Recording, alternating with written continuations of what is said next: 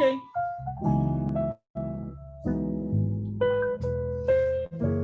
Good morning, everyone, and welcome to this beautiful day.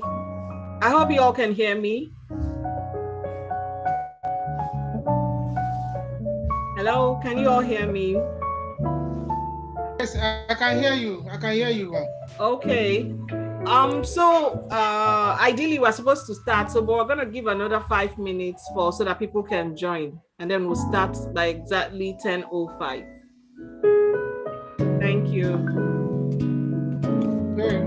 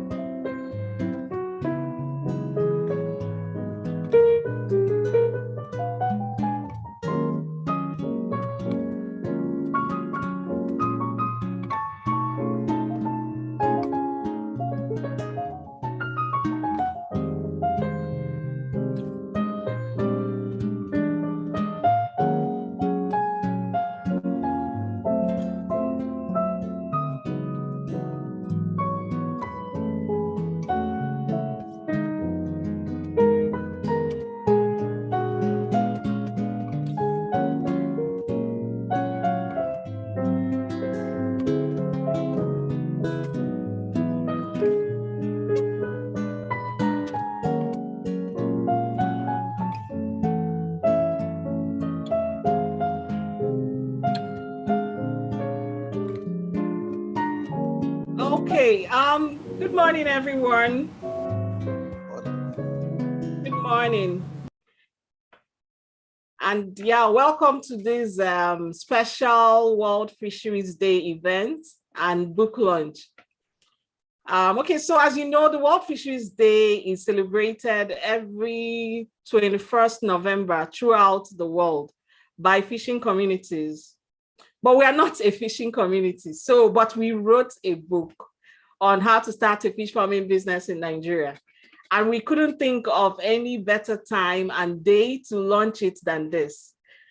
Because we believe that for the many fish farmers and stakeholders who would be joining today, we are making history. And for every time that they remember the World Fisheries Day, they would remember our book. Okay, so without much further ado, I'd like to read out the agenda for the day. First and foremost, we will have the formal opening remarks by our able Executive Director, Adenike Adeyemi, and then the keynote address by the CAFA National President. Then we would have, we'll take time to officially unveil the book, and this will be done by Mr. Adediran Israel Ademiyiwa, who is the CEO of Mr. Fish Nigeria Limited. And after that, we'll move on to a very engaging panel discussion on the topic sustainable fish farming, strategies to get it right. And we have a group of seasoned speakers ready and geared up to do justice to the topic. And after that, we'll entertain all your questions, and then it will be time for recap and closing. We will plan to be very deliberate in our timing and work towards ending the event by 12 p.m. I'm very excited, and I hope you are too. So at this moment, I would like to introduce to you the Executive Director of Faith Foundation, Adenike Adeyemi, for the opening remarks. Hello, Adenike. Thank you very much, Oluchi. Thank you. Good morning, everyone. It's the first day of the week, and I am very delighted to welcome you on this Monday morning. On this Monday morning, I'm very delighted to welcome you to, first of all, celebrating the World Fisheries Day and really celebrating one of the viable spaces within the agribusiness space that we've seen quite a lot of traction and quite a lot of growth. This particular program and the book has a special story that I have, and I have shared with the team and with some people, and I'm going to share it then. But before I go into that, on behalf of the Board of Faith Foundation, my name is Adenike Adeyemi. I welcome you. Faith Foundation is a 21-year-old nonprofit organization founded by Mr. Fola Adiola to support aspiring and emerging entrepreneurs to start, grow, and scale their business. And the different programs that we do cut across training programs, mentoring programs, advisory programs, which are structured alongside workshops, incubation, growth, and accelerator programs. And we've been running some and even most of these programs since inception. One of the other things that we started to do over the last, in fact, in 2005, was also start to write books, books that provided context and provided guidelines and guidance for people who are running businesses across Nigeria, and books sometimes in specific industries. And so, for instance, last year we launched a book pack of 7 books called the Nigerian Entrepreneur's Handbook, which had books from strategy, financial management, accounting, marketing, digital strategy, and all the other key areas that we felt were crucial for people to launch their businesses, and then we launched that. For this particular book that we're launching today on the fish farming book, this is not the first time we're doing a book related to fish farming. So before I go into that book, I'll tell you a bit of a story. So I joined Faith Foundation in 2015. And when I joined Faith Foundation in 2015, I remember telling my dad at the time that, oh, I just joined this organization and their name is Faith Foundation. And so my dad is 89 years this year. And so in 2015, he was 89 minus 6 years. He was, Eldichi helped me, he was 83 years old. And so he said, oh, the name Faith Foundation sounds very familiar. And so I was like, no, Daddy, you're 83 years old. You won't know anything about Faith Foundation. And he said, no, I've heard the name before and I just can't remember where. So I said, okay, and I left it as that. Then about 2 to 3 weeks after that, I met him again. And this time I had one of our printed newsletters. Then I now handed it to him. And he looked at the newsletter and he saw the Faith Foundation logo. And he said, yes, I know it. And he said it in Yoruba that these are the people that wrote my fish farming book. So I said, what fish farming book? What fish farming book are you talking about? I said, yes, my fish farming book. That but I'm aware that there are a lot of non-Yoruba people here, so I will say it in Yoruba then translate. He said, I want to call where ẹja mi, where ẹja tí mo ń lò tí mo fi ṣe gbogbo fish ponds mi. I said, which? And that, at that time, I'd never even seen any book about faith. And he said that they're the ones that wrote the fish farming book that I used to help to set up my ponds. And so I just said, I've not, that since I joined Faith for the last 3 months, I've not heard anything about a fish farming book. And we're in the car and we're having this conversation. Yes, that is very sure. I said, Daddy, are you sure? He said, it's very sure. And so luckily, the week after, he was coming to Lagos. And he came to Lagos with his fish farming book and the guideline. And for the first time, I saw this book, From Fishing to Wealth, you know, and it was a book about catfish farming that Faith Foundation had published in 2005. And it also had a workbook behind it. So it was a book and then the workbook. And he showed me, unfortunately, I wish I actually had a copy of his book to show you with his work, because he had completed everything. And you know, the funny thing about that story, my dad started those fish ponds when I was in university, when myself and my younger sister were in university. And the proceeds from that fish pond was what I know augmented his income to be able to send us to school at the time.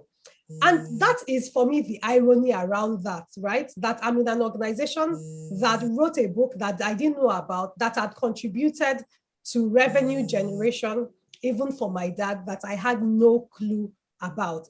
And so for us, it was very clear that 10 years after the line, we would have to update this book again. But what we've done is even beyond just updating this book. We've now republished and developed a completely new book, because that book was focused on fish farming, but you can imagine it was 2005.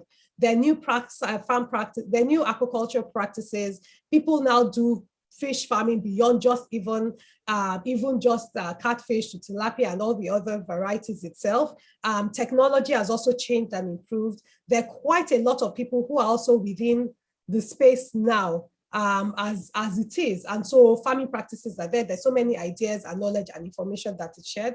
And I'm really excited that our team members, particularly Oluchi and Akiomi, really led the development of this new book that we're seeing and we're presenting today. And so I am very delighted personally and institutionally to welcome you all to this program. I really want to encourage, because we should have more people than we're seeing on this call. So please, if you have other people that should be on this call, I really want to encourage you to please send the links to them, and so that they can join this call. This book is something that I'm excited that we're launching to, and I'm very happy that we're going to be able to do this. Before I go, I really would like to acknowledge all our special guest speakers who are joining us today. I want to acknowledge Mr. Adediro Israel Ademuyiwa, who is the CEO of Mr. Fish Nigeria, appropriately named. Thank you very much for joining us on this program. I want to acknowledge Mr. Adedeji, who is the CEO of Integrated Fishery Farm Products Limited. Thank you so much. Mr. Ogulano, who is the CEO of Running Ideas Ayodele Farm. Thank you so much for joining us. And definitely, I would like to acknowledge Dr. Momo Yusuf Mustafa, who is also known as the Fish Multiplier and the National President of CAFAN. Thank you so much for accepting our invitation and for joining us. I am really, really delighted. And on behalf of the board, the team, and the management of Faith Foundation, welcome you, and welcome to all of our participants who are joining us on this early Monday morning for this call. So thank you very much, Oluchi, and over to you.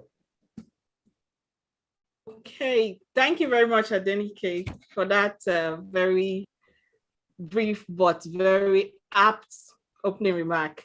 Thank you.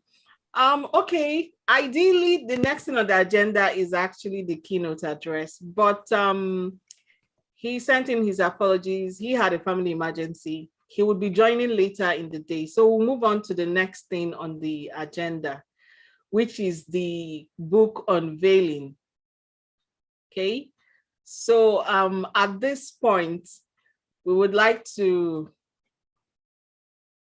introduce Mr. Adediran Israel Ademiwa, I mean, he actually needs no introduction. He's very popular in this sector, but not in withstanding. We would read his profile after now because he will also be on the panel. Mr. Fish, good morning, sir. Morning, sir. Hello, sir. Please unmute yourself.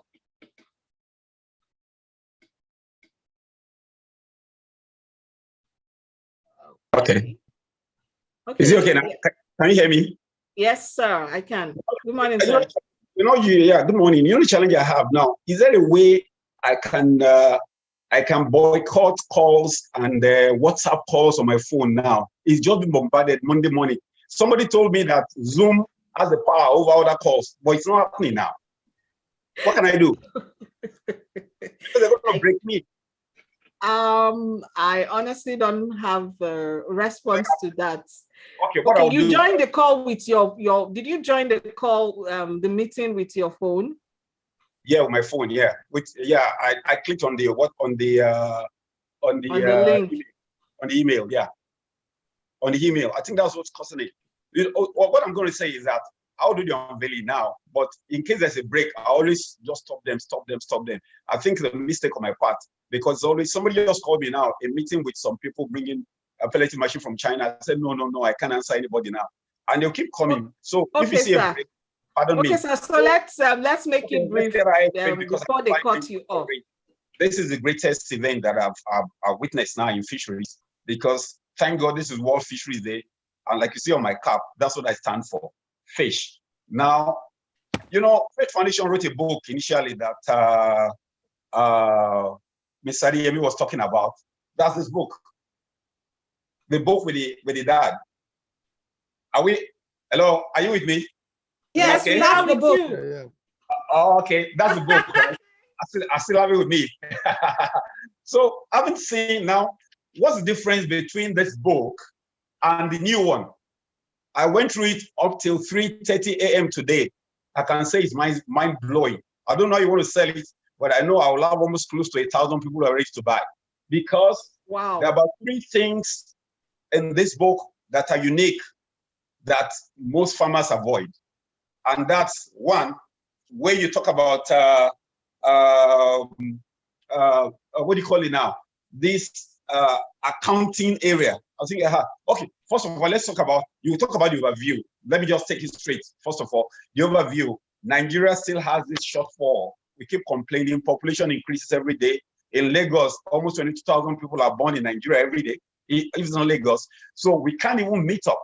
The deficit is still there, 3 million, stated 3 million metric tons, stated on the book, which is quite classic. But one thing that's significant is that you gave hope.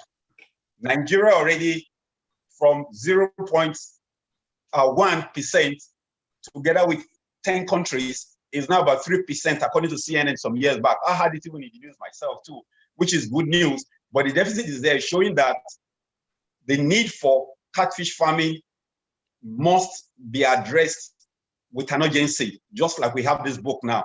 So this book makes me happy because there's no technical jargon inside, and it's written by somebody who is in the general field, not a fish expert per se. So you wrote it from the perspective of the customer, which is classic. I must commend you for that, or whichever team wrote this book, and that blew me off. Now, I've written quite a lot of books on fish, but when I saw the overview and the getting started, which you really dealt with properly, 20 plus pages on how to get started. I mean, that's mind-blowing. Giving people details on what to do, from location to marketing, how to develop a niche for yourself. You got to know where you're going. Is it a fingerless you want to do? Is it you want to do the growth? Is it that you want to even sell equipments? Or is it that you want to smoke? Or is it that you want to dry? Or is it that you want to even export the fish? Now, that's classic. These are things people trouble me on every day. Before night falls today, I'll probably answer 25 people on the same question. Thank you for the book, because the book is going to help a lot. It's the same recurring question over the years, which has been dealt with right in this book, and it's awesome. Then you talk about setting up and managing the farm. But what struck me most, which everybody must look out for, is the vertical and the horizontal integration. You know, the vertical is about the one I just talked about now. Then the horizontal about your expansion. I mean, that's the first time I'm hearing that. You know, Faith Foundation, you are into all of this business stuff and all that stuff. To a farmer, when I had horizontal, vertical integration, I mean, to me, it's classic. And what is the horizontal? That's what's even important to me. Talking about the ponds, the space you want to use. I mean, you've got to get this book to really have a firm grasp of that. So it's either you are expanding vertically or you're expanding horizontally to enhance the space you're going to use. The one I just talked to now, they started with a farm, 30,000 pieces. Now they're going 1 million. So they are going massively horizontal. And I must say something. There's no farmer that will just go horizontal alone. Everybody wants to go horizontal and vertical. You know what's Nigeria now. So thanks for emphasizing that for all of us. Then what strikes me most is your entrepreneurial test. Don't take things for granted at all. I was shocked by that too. I was caught in the web of, I don't know what I scored in the grades too. I've been in the game for 32 years. What did I score? I won't tell you for now. So if I didn't score 100%, how much more the others? I mean, thank you so much for that entrepreneurial test that you have there. I think that's on page 66, if I'm right. Yeah, I think so. There is a place there where you say 10 key factors to know if you are getting your onions right in the whole process. This is a question people ask all the time. You know the question I see all the time that gets me angry? And it's a legit question. Mr. Fish, is fish farming profitable? Oh, this book nailed it hard on the head. And it saved me a lot. So the first thing is, if anybody consults me from now henceforth, I don't know how you're going to do it. Are we going to have access to the book? Is it online? Or is it hard copy or thereabout? The first thing is that get this book. I'm saying that based on 32 years experience. I think viewers get that clear. And then you did something that's very unusual. You put a glossary of successful farmers. And I saw what you did, which is classic, to show people that you don't just stay on just one fish alone. You're putting somebody who used the equipment in the beginning, Dicken. Then from there, you move to Habdab, who is into tilapia. Interesting. Then classically, you mentioned 2 other folks who are into catfish farming. And then you now went deep into one other individual, Kembra Koroi. That's the president. Yes. You know, exporting ornamental fish. Now that's one thing. Everybody doing catfish. You see, Canberra belongs to an association called Association of Ornamental Fish Farmers and Exporters. Now everybody wants to export catfish because of the difference and the gap between the dollar and the Nigerian currency. Do you know recently that of late, as of last week, 1 kg of catfish is £10 in England? 1 kg. So people got to get talking to Canberra. I think you might need another book as a follow-up to actually now get people into details of what it takes to just key into that money. This is the basic, that's what I would say. And it's a must for everyone. I think my 5 minutes is gone already because I want to go into details before, but give me 5 minutes, maybe in the panel session, we can now go into more details. Yes, because sir. You can. You want to ask me questions? You will speak more during the panel session. Okay, so there have been a lot of questions around how do I get the book? How do I get the book in the chat? So to do that, it's just to simply go to the website, Faith Foundation. Ahmed, please, can you put up the slide that has the step-by-step process and spotlight it? Thank you. The step-by-step process. Okay, on how to get a copy of the book. So you first log on to our website, then you navigate to resources and click on books. You scroll down the section to find the book, or use the search feature to find how to start a fish farming business in Nigeria. And then of course we click to find the book, add to cart, fill in the billing requirement to get a downloaded copy of the book. I mean, the book value is 1.2, and it is even nowhere near what it should cost. But, you know, for us, we just want to make up the production cost. So it's an ebook. Somebody from Abuja was asking, how do I get it? So you just go to our website and you'll be able to get the book today. Okay. You said, how much did you say it cost? 1,200 naira. Oh, that's okay. When you say 1.2, I was thinking you are trying. Oh, no, 1,200. Okay, 1,000. So that's okay. That's a giveaway. Oh, fantastic. Okay. So now we're going to play a small video to, to add color and flair to this, our unveiling. Okay.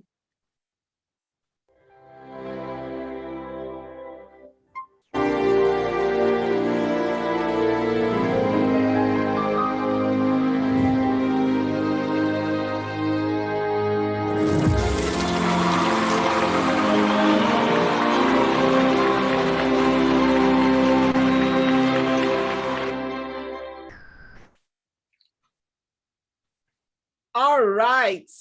Thank you very much, Ahmed. Okay, so I mean, that was awesome. And believe me, the book is a gem and a must-have. And I believe it's a very good gift to give any aspiring young entrepreneur in the fish farming industry, especially even in this season. I mean, this is the season of giving. So with a token of 1,200 now, you can get it for yourself and your entrepreneur friends. I've listed on how to get that. They will also, my colleagues will put it in the chat box, how the step-by-step process on how to get that. Okay. Is there a possibility on making hard copy available later? Most yes, that's the plan. Ultimately, that's the plan. We would make we would print, and then we'll also let you know.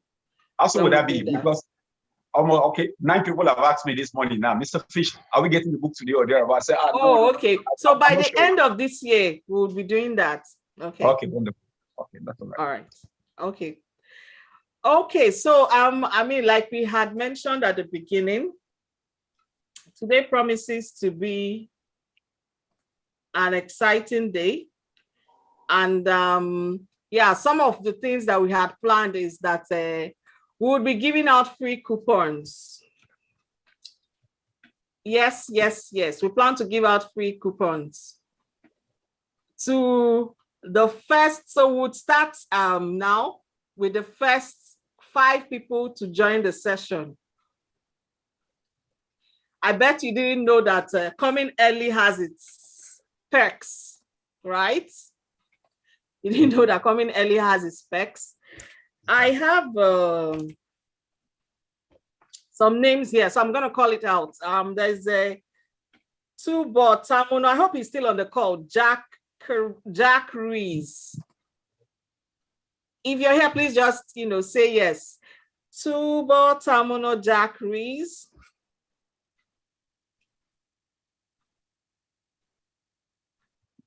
Okay, so that's then there's Osaro Ayola, I think.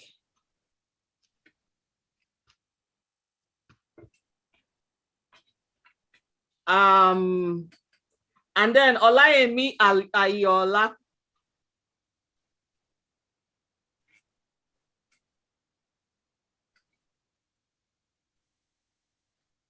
Somebody raised their hand.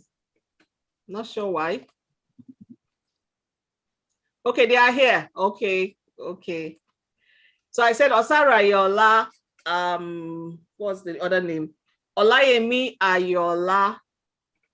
And then there was, okay. The other 2 names, sorry, my team would send it. I can't see it clearly. So, but before we get to that, before we get to the next section, so if you didn't come in early, you still have an opportunity to win a coupon. So we're going to run that quickly so that we move on to the next agenda. We're going to ask questions, and fastest finger would get that. At the end of the day, my colleagues will collate the fastest fingers, and then we'll get those names out here. Okay, so somebody said they missed what I said. I said we're giving out free coupons, and we're going to ask questions, and the fastest finger to the, okay, I called your name. Yeah, you were one of the first people to join the call. Yes, so you get a free coupon. We'll send that after the event. We'll send you your free coupon. Okay, so now I'm going to start with the first question. Are we ready? Are we ready? Oh yeah. Oh yeah. Okay.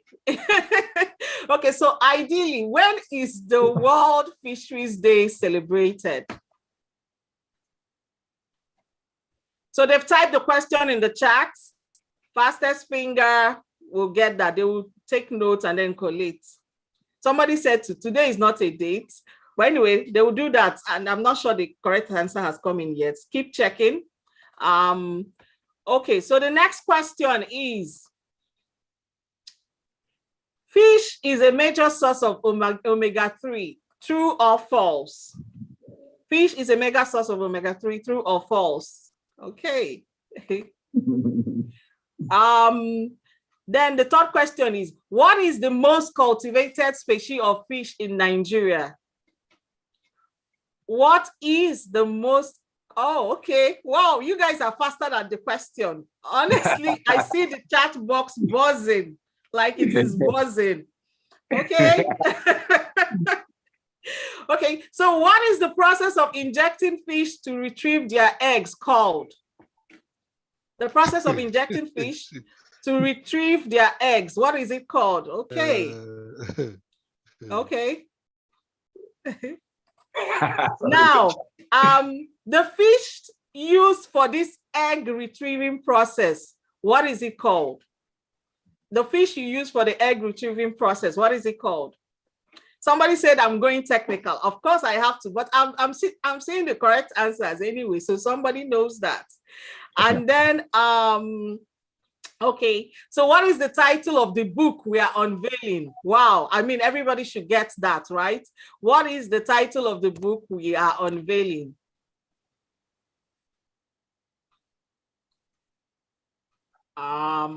Okay.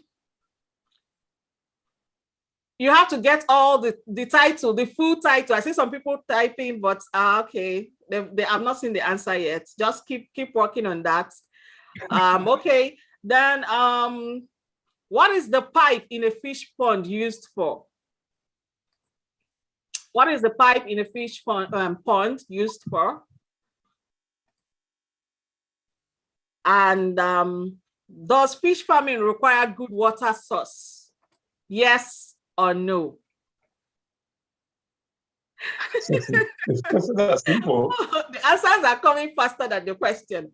Okay, weather is an important factor to consider in setting up a fish farm. True or false? I mean, these ones are very easy. And then the very final question for this segment is, so an area where there is little or, okay, is an area where there is little or no runoff water ideal for a fish pond? Okay, I think we've come to the end of this segment. So they'll collate all the names and before the event ends, we'll announce the winners, okay? So, and we encourage you to stay till the end. I mean, we still have some coupons to give out. If you stay till the end, you just might be lucky. If you didn't get it here, you'll get it at the end. Okay, so now, without much further ado, and well, I'll say congratulations to the winners, even though we don't know them yet. Yeah, we'll move to the next segment of this event. So for the next segment, I'd like to introduce my colleague, Akinwumi Akowejo, who is the Senior Program Manager, Learning and Influence, Faith Foundation, to take over and moderate the panel discussion. Hi, Akinwumi. Hi, Akinwumi. Hi, Oluchi. Okay, over to you. Yes, confirm that you can hear me.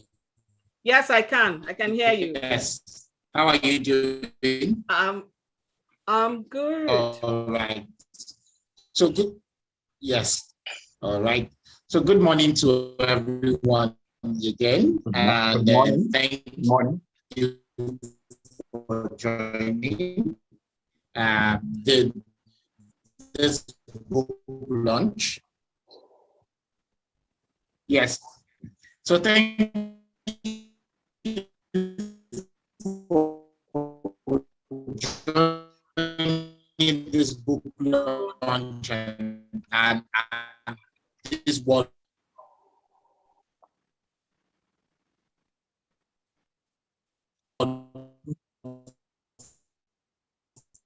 Fisheries Day event. We're excited about this, and thank you very much to Mr. Fish also.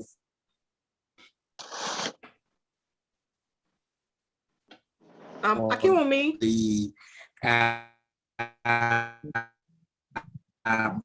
Akinwumi. Of the entrepreneurs that. Okay. I don't know if you can hear me. Your audio is not very clear. Yes, I can hear you now. Can you hear me? Okay, I think it's better now. Okay, can you hear me now? Yes, we can hear you now. Okay. Okay. Awesome. Thank you very much. I had to change my internet connection. All right. So without taking further time, we'll be going into the panel session today. And it's my pleasure to be moderating this session. So our first panelist would be Mr. Adediro Israel Ademuyiwa, also known as Mr. Fish. Yeah, how are you? Akomojo, how are you doing? Hello. Yeah, I'm here for you. He's also a member of the Ornamental Fish International and Fisheries Society of Nigeria. With over 33 years of experience in the fish business, he has influenced over 2 million individuals through his monthly seminar and practical workshops. Mr. Israel is a foremost consultant and innovator in fish farming industry in Nigeria, and he is an authority in the science of catfish production. He is a prolific and much sought after speaker in conferences, seminars, workshops, etc. In simplifying the complex process of rearing catfish, he focuses on fish farming because he discovered from research that the other livestock could not convert as efficiently as fish. Mr. Fish operates a fish zoo which hosts about 70 fish species. Ladies and gentlemen, let's go to the panel. Mr. Adediro Israel Ademuyiwa. Thank you so much. Our next panelist is Mr. Adedeji Fatai Abiodun, and is the founder of Integrated Fisheries Farm Products Limited, Abeokuta in Ogun State. He holds an HND in Animal Health Technology and an MSc in Fisheries from the Lagos State University. He practiced animal and veterinary services before venturing into catfish production in 2003 upon hearing the success stories of successful fish producers. Aside being a farmer, he trains people in fish farming and processing.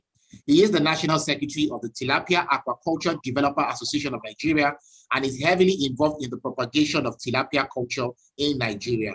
He believes that startups can start small and grow gradually. He also advocates that they can venture and leverage on other aspects of the fish production value chain, such as production, blast freezing, and processing. Ladies and gentlemen, welcome to the panel, Mr. Adedeji Fatai Abiodun. Good morning. Our next panelist. Good morning, sir. You're welcome, Good sir. morning, sir. Yes, sir. Our next panelist will be Mr. Ogolano Adeshupo, and he's a graduate of accounting with over 19 years of experience in fish farming. He started with hatchery and was producing fingerlings before expanding the business to growing bigger fishes. One of his biggest moments as a fish farmer was when he hatched 100,000 fishes. He advises small businesses to buy their products, including fingerlings, juvenile, and other from reputable sources. He also believes that acquiring the basic fish farming knowledge before they venture into fish farming business is germane and must not be overlooked. Ladies and gentlemen, welcome to the panel, Mr. Ogolano Ade. Good morning. All right. Confirm Confirm that you can still hear me, please. Okay. So my first question would go to Mr. Fish. Mr. Fish, are you there, sir? Yeah, I'm here. I'm here. All right. Can you hear me? So, yes, thank you very much, sir. So my first question would go to you. And I think I will take it across all the panelists. So in 1 or 2 minutes, can you just tell us about your own journey into the fish farming business? What was the major motivation for you? What was the major reason why you decided to go into the fish farming business? Well, from the beginning, my own dates back to 1972, when my dad, the school teacher, was given the Dodgy Award, double salary then. So he bought his television with a padlock. You remember, black and white TV. I don't know if you were born then. So they show a program. You only have access to TV 5 p.m. to 11 p.m. So on Sundays were the only days we were allowed to watch TV. And then there's this program on Sunday, they call People and Places. They show politics and power. And then the other one, they showed nature, like Night Joe Wild. I found out as a young person in primary 2, I was so fascinated by the fish programs showing sharks, fish swimming and all that stuff. I mean, from then, why I know was because we're staying they face me, I face you. And I remember my mom telling me to go and put down the soup on the pot. I forgot to put an handkerchief and the whole pot fell down. That's the death sentence, But even at that, I still went to the balcony to say, "Look, my dad's going to kill me today. Let me put the program finish before the death sentence is carried out, execution is carried out." By the way, my dad did not kill me, And since then, I found that fascination about fish is there, not even for the profit in the first instance. So I started looking around, anything fish out in there, my best grammar school. Instead of waiting for my parents, I would just walk to a river around Kenta area, 1 hour to 1 hour through, looking for small fish. I mean, I think I was just crazy, That's the word I can use. Then University of Lagos, I was just looking for university that has water around it, and I chose Unilag. Then from there, I started doing aquarium. I was doing quiz for Unilag. Unfortunately for me, while I was representing them, I saw a book on aquarium at the library, and I took it. So why not teaching us? This is a simple way to start up. So I just went, followed the book, took a glass tank, a broken glass tank from my dad's school, Lagos Polytechnic, sealed it with Aradite and masking tape. Pronto, I sold my first aquarium. 15 naira it cost me, 250 naira I sold to a student from Cameroon. That time, students come to Nigeria to study at university. So by the time I finished, my dad was put my application with Lagos State government. By the time the interview day came, I already had 11 staff. So with my own nice mind, should I sack the staff and go join Lagos State government? I was not in between. So I decided to opt for, sorry, I'm not going to sack the staff. So we started aquarium business until 1991, when one of my mentors just asked me, look, I did a garden pond for one of my mentors. Are you getting me? And then along the line, it's a very popular person. That's the Bishop Oyedepo, And I did a garden pond for him there with ornamental fish and co, especially a fish called long nose. That's the most sensitive living thing on the planet. It's a Nigerian fish. He just said, why are you doing this baby one? Why not? People are hungry. Why not help people who are hungry? I was wondering, I finished Unilag, and at that time, the emphasis by the professors is on the foreign version where they study. University of Washington, Massachusetts, Southampton University. So they won't teach you the African catfish. It's the American catfish. And by the way, that catfish takes 1.5 years to grow to 1 kg. And it takes 6 months for the fish to grow to. Who cares about that? Our own takes just about 4 or 5 months. So that's what the professors were trying to hammer on. So we were discouraged. So when I finished, with the prompting from the mentor, I just said, man, I've got to settle down and start studying. So I went into the library, Unilag. That was during the reign of General Abacha. And the punishment was great. I want to check something at the Gandhi Library, technical paper, to know exactly what to do. They will say, don't you know an embargo? I said, which embargo? The embargo was on knowledge. Can you imagine that? It's only people like me that felt it when it's not full stop. So that distracted me a lot. And it took me 10 years to simplify the complex information. That's a story for another day. From 87 to 97, 87 I finished my master's degree, specializing in fisheries. Then 97 when I got the key items together, and I did a seminar with Success Digest then, and the rest is so with a book. And then it was crazy. How can you teach people the core area of fish, which is the fingerling production?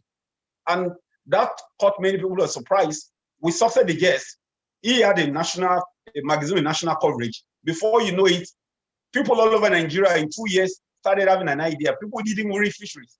Of course, it was with some, what do you call it, antagonism from the fish section, because they thought you are not going to make graduates irrelevant. And I said, no, it's not going to happen. But thank God today now, all of that are just, will I say, history. Now, people are looking for staff to handle their fish farms now.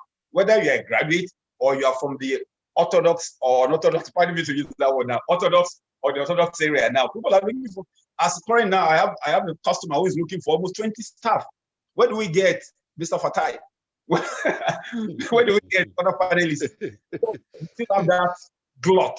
So this idea of opening up to people caught my fancy, because what's the point if you know it and you're making the money alone? And that was what led to my teaching, training, mentoring, consulting, and all the rest. And then, you know, I didn't stick to catfish per se.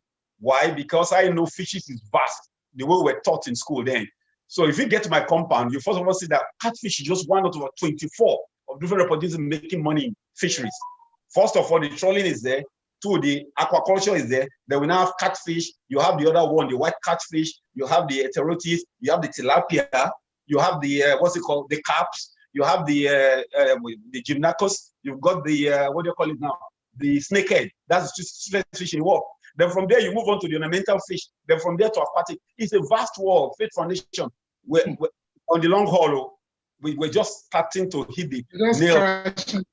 Are you getting me? So I'm sure Mr. Fatai is going to do justice to the tilapia area, because I'm so happy that he has focused extensively on that area. And that gives me a lot of joy. If after this now, I'm not going to leave me alone.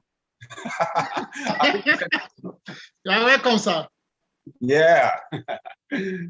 So I think I said a few things. So what I'm doing now is to encourage the younger ones into seeing the vast opportunities in fish by keeping, you know, I told you it's my hobby per se. I love doing that. So I've been keeping an aquarium since I was in the university. When I was just 21 years old, I'm 57 now. So you can understand what I'm saying. So I've been keeping 1, 2, 3, 4 aquarium. Now I have almost about 200 aquarium in my place. And an incident made me to start entertaining people. The water zoo you mentioned in my profile. Mm-hmm. Now I went to Singapore, Sentosa as an island in Singapore. If you don't know the place, you know where Donald Trump met the little rocket man, the North Korean president. Now it's a small island, right? Singapore is far. That island is small. Now when I went into their underwater world, the shark there didn't like me per se, maybe because I'm black or I look big or relative to the other people. Do you know they told me to walk out? After just about 7-10 minutes, this is what, and I paid almost 16,000. So they gave me a paper, and the paper showed me that I'm the 1.7 million person who has passed by that place, paying 16,000 each. Wow!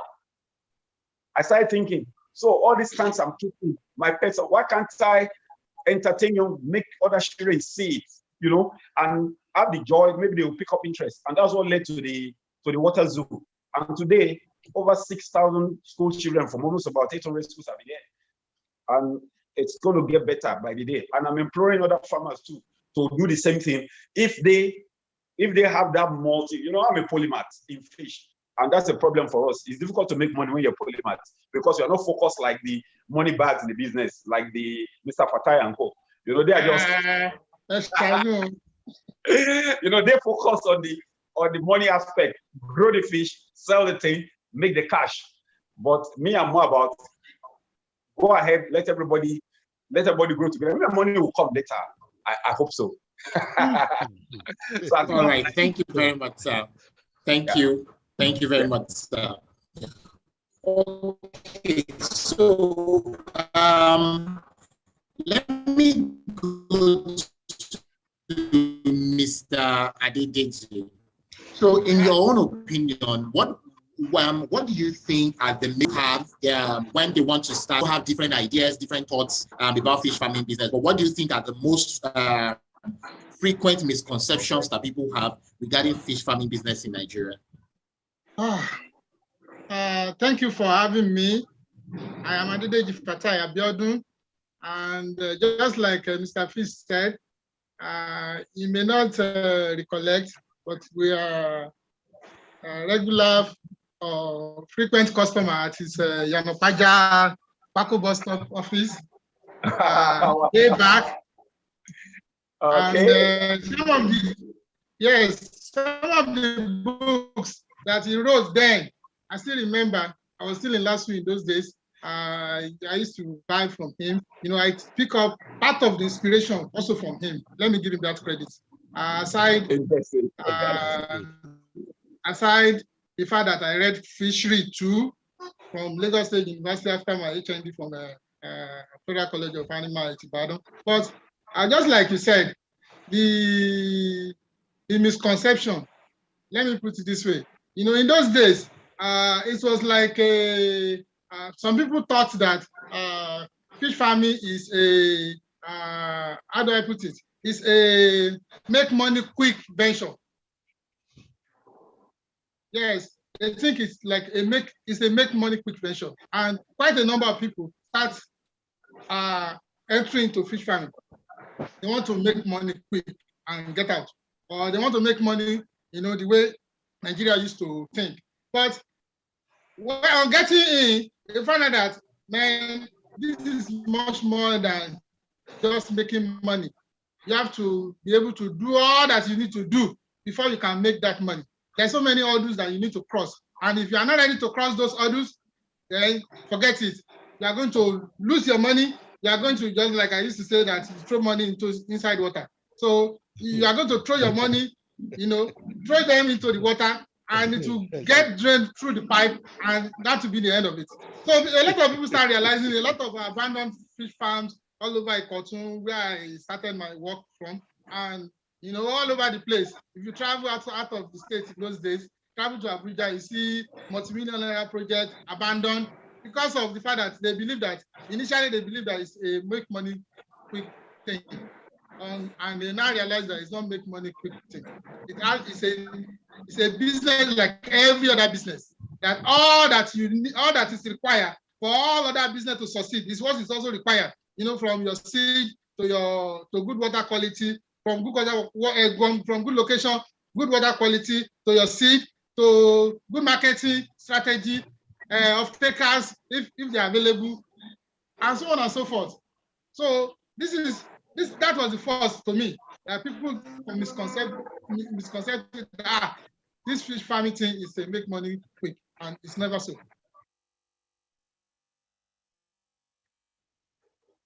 Hello. Yeah. That's a good. I think we lost Eve, the moderator, somewhere along the line. Yes. Oh, are you back? Can you hear me, please? Okay. Yes, Yeah. I can hear you. Yes, I apologize. I'm struggling between two internet services, and both of them I apologize. Okay. Yeah, thank you very much. So if I go to Mr. Adeshupo, in your own opinion, so let me throw the same question to you. From aside what Mr. Adede just said to us, are there other things that you think are misconceptions that people have about the fish farming business in Nigeria? Well, good morning. Good morning, sir. Yeah, let me start by greeting my fellow speakers. Dr. Yusuf, good morning, sir. Mr. Deji, good morning, sir. Mr. Deji, good morning. Hello, good morning. Mr. Fish, good morning. It's an honor talking alongside with you, sir. Good morning. Yeah, good morning. My name is Ugulan Adeshupo Abiodun. Well, so far, so good. I've been in the fish business for 19 years, 20 years. I started it when I was at Ikotun Egbe. There with a friend of mine, late. His name is Chooks. He passed away a few years ago. Gregory. Yeah. Oh. Yeah. I know Gregory very well, sir. Very well. Yeah, I know you will know him. I know you will know him. He's an Igbo boy. Yeah. Yes. Gregory was a very good guy to us. Yeah, I remember him very, very well. Yeah, it was a friend. He was a friend of mine then. We started the business all together from eating pond down to tarpaulin, the rest. But I give glory to God Almighty where I am today. You see, there are many things that people face in fish business. Many things. I won't take much of our time. I'll just quickly run down some major things that I believe that is the major challenges to people that start that want to go into fish business, or let me put it in cat business.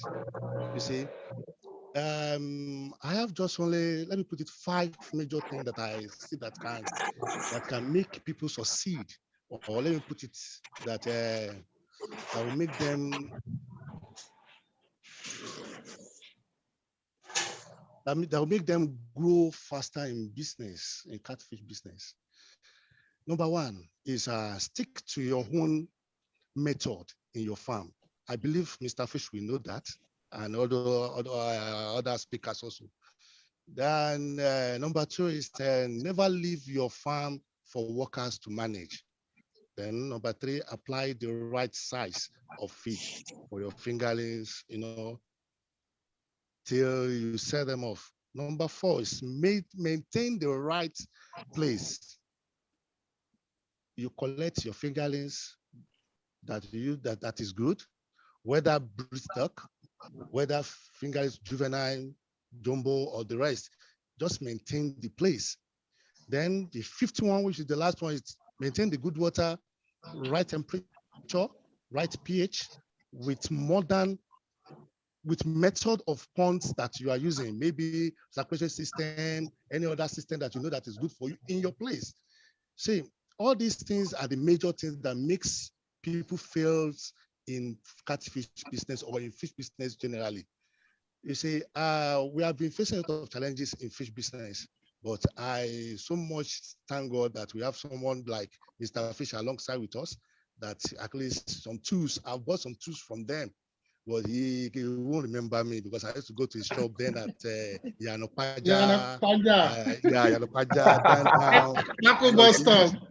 Thank you, my brother. I can't forget that. We used to buy some tools from him then.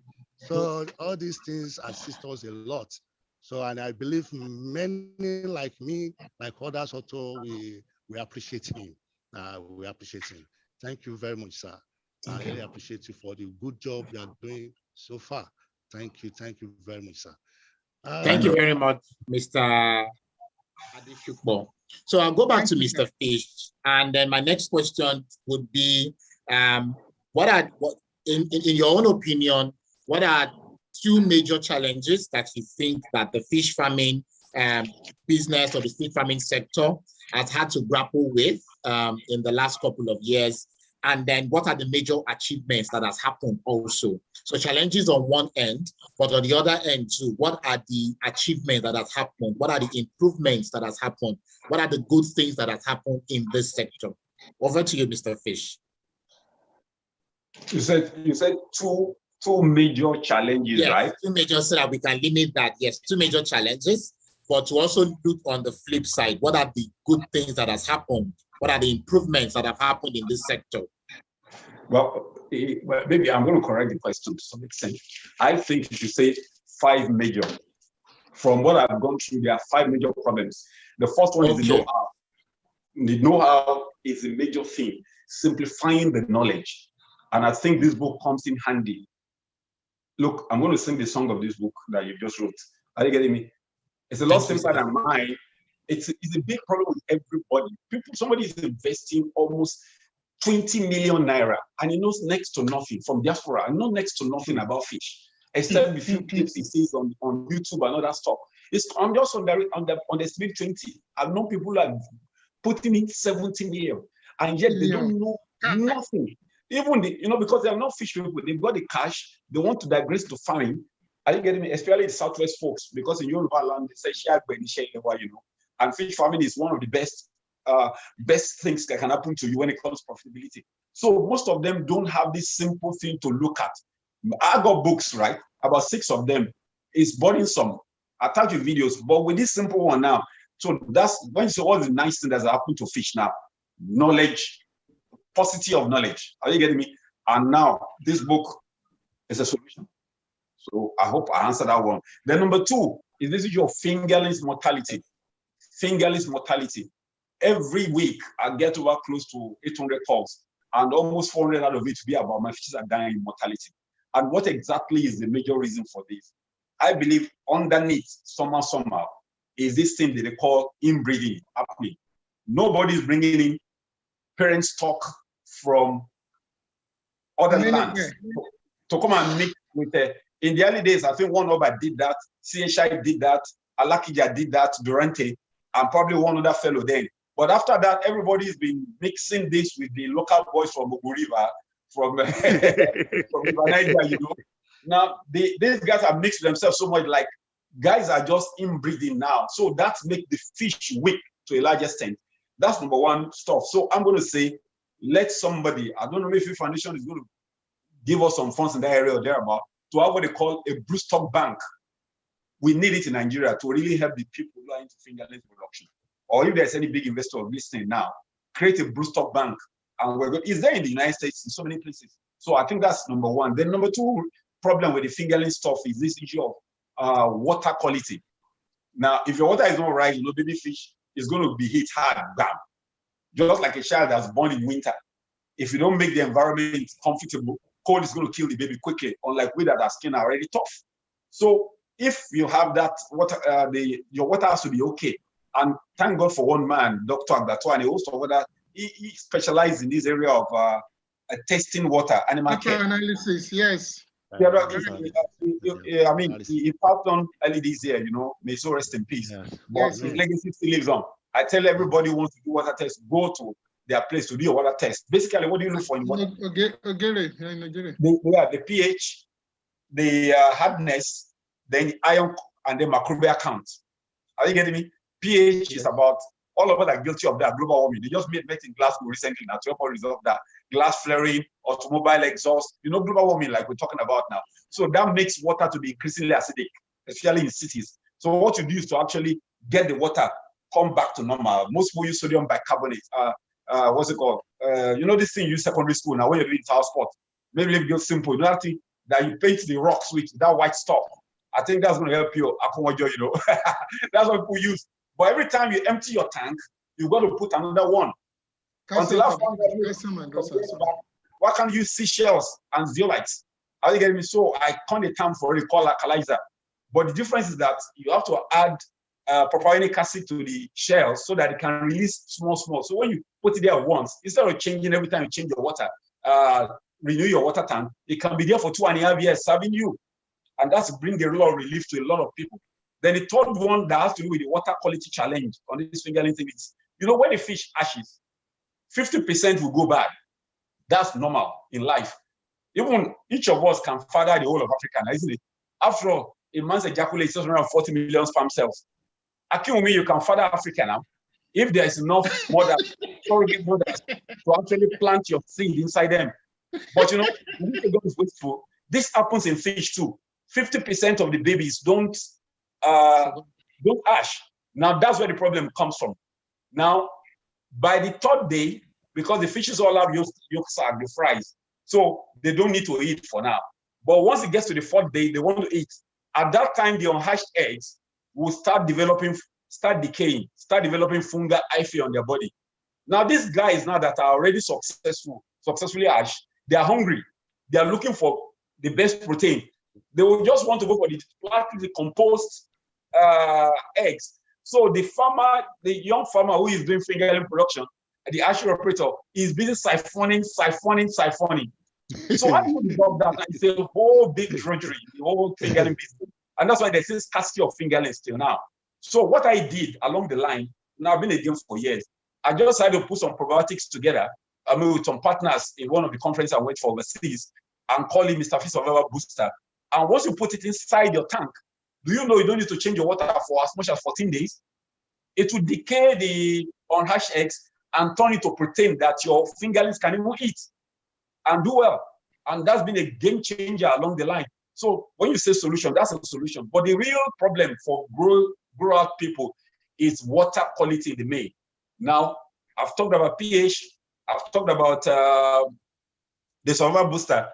Now, one thing that is challenging, when you put the oxygen availability is what makes the water develop problem. Because what I did here, JJ, now you are the one that now puts a lot of animals inside the water. Now the oxygen in the water will start depreciating, and yet your fish will have to breathe. So how do you marry the two now? Now we are breathing 21% oxygen, right? Stagnant water has 8% oxygen, but it gets bad. I think when you get back home today, just tell you a bucket of water your wife is fetched 3 days ago. You touch the inside of the bucket, right? You see that it's slimy. Now, if you use a dissolved oxygen test kit to test the water, you know the amount of oxygen there is no longer 8%. Oh. It's not even 1%. It's 0.001%. That's criminal. Now, you want your fish to do well, they are gasping already because they don't have enough oxygen in the water. So how do you resolve that? So catfish are smart because from their third week or so, they develop an organ called arborescent organ. They come to the top to breathe and go down. So the guys are survival, they are veteran when it comes to survival. But there's a limit to it. Because of that, from 2 fish per square meter, we started putting up to 100 fish per square meter. So we are pushing them to the limits.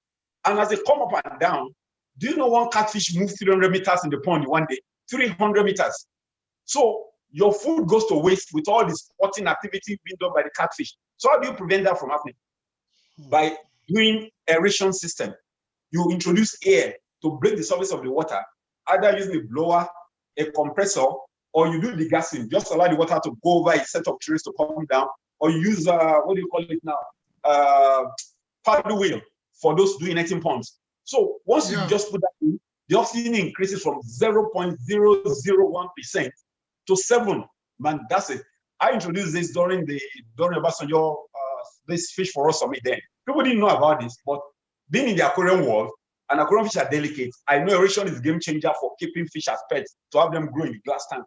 So getting this to go into the fish, and I found out overseas, most of the tanks, most of the fish farmers, they even go a step ahead. They use what they call nano diffusers or even liquid oxygen. You know this kind of stuff they use for corona patients. You know that liquid oxygen?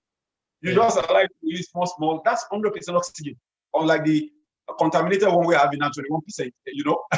So that helps your fish to grow. How does that happen? Audience, now it happens this way. You know, fish, you want cash, isn't it? From the business, which comes from the fish. It's the flesh of the fish that you sell to give you the profit, isn't it? Now, what's that flesh? It's protein. Now, the building block of protein is amino acid. But amino acid is carbon, nitrogen, and oxygen. Now, carbon is the food you put inside the pond. You give to the fish. You know that small fish, you want him to take more carbon to actually grow bigger, isn't it? Now, nitrogen is free in the atmosphere that can be converted when it gets into water. Now, oxygen is now the factor. Now, if the oxygen that's supposed to be 7% is reduced to 0.001%, how will your fish do what they call complete anabolic activity now? Because what we do is 1 kg food for 1 kg flesh. Unlike pigs, that's 8 kg food to 1 kg pork. Cows are 20 kg food for 1 kg of meat, of cow meat. Chicken is even 6 kg for 1 kg of poultry. You can see why everybody is doing fish. Because your greatest foreign cost is the what do you call the food, 70% of your cost. And if any animal can convert, if you can convert 1 kg food to 1 kg flesh, I'll bring you 2 now. You know, that's good conversion now for technological breakthroughs and all that stuff. You know, so I think that then the next one is the feeds. Are you getting me? The feeds. Let me just touch that, and then I give the other panelists to talk. Now, feeds is a killer now for everyone, and you know why? We started with the wrong fish, which is the catfish. Did you hear me well? I said wrong fish. You should give me a slap for that. We're talking catfish, and I said wrong fish. Now, what led to that? We made it wrong because we started becoming lazy when it comes to running a fish farm. Now, the real game in a fish farm is making the feeds. And catfish are known to be scavengers. They take roughage. And they eat at the bottom of the pond. I don't know when farmers turn it to catfish coming to eat at the surface with floating feeds. It's all sheer laziness. So catfish the cost of capital is now giving you just 50%. I saw it in the book. That's a shame. So let's join the bandwagon. So since everybody is used to making feeds now, you know, another group of people are entered the game, the businessmen. So what I suggest for everybody, Fatah, you are listening now. Now, Yes, I'm with you, sir. You are the front fronter now. The tilapia group. We switched to herbivorous fish rather than carnivores. Now, if you audience, if you don't understand me, I've got 2 Rottweiler dogs at home. They are all on 25,000 salary per month. And it's not enough for them. 50,000 naira per month for the dogs. I've got 4 goats, 4 rams. They cost me 3,500 per month because they just mow my grass. And I just give them zinc sulfate for their legs. Now, 8 goats. Now, when I kill 1 goat, it gives more flesh than the 2 dogs. If I'm going to even kill them. You can't kill the dog. Impossible. I'm just trying to do an analogy. The dogs are carnivorous. Their food is expensive. Now, catfish is carnivorous. Can we go for a catfish that's herbivorous, please? Yeah, I got that in the offing. The white catfish. Your feed bill will go down by almost 65 to 70% from the black catfish, right? Then 2, the tilapia. I'm going to join Fatah's association quickly. Ahmed has said he will maybe join Anko, but after that, I'm going to give you a call. Now, just put me, I'll pay all the dues. Outstanding due. I should have been a new member, so I'll pay all the outstanding due. Mr. Abiodun, are you listening? Is that okay? Because tilapia is a herbivorous fish. Then we still got the paku. The paku has got the same teeth like your teeth too, Akumi. The only thing is that it doesn't use toothbrush like you use. The paku fish, just check it. It's a big game. And then we got the pangasius, the white catfish I'm talking about, which is the most sold fish in US. Do you know US farmers are in trouble, catfish farmers, because of the amount of fish pangasius exported from Vietnam and Thailand to US? By the way, when you are young, you have this, this clothing company, Marks and Spencer's, St. Michael's. Do you know they are the biggest fish sellers now in the world? The biggest fish company. Those companies selling dresses. They took advantage of the boom in the white catfish business and started mopping up all catfish from Vietnam now to take to the United States. Can you imagine that? I hope Dangote and Co are hearing now. I hope we would love them to come in too. So what we do is to have an alternative, to fishy alternative to reduce the cost of food. Are you getting me? Or remove this narrative that your fish cannot do well until it hits floating feeds. No, it's not necessary. I can say that for my books written between 1997 to 2001. When did imported foods came into? It came in 2001. 2001. When the businessman saw that these guys are making 300% their cost of capital. So a businessman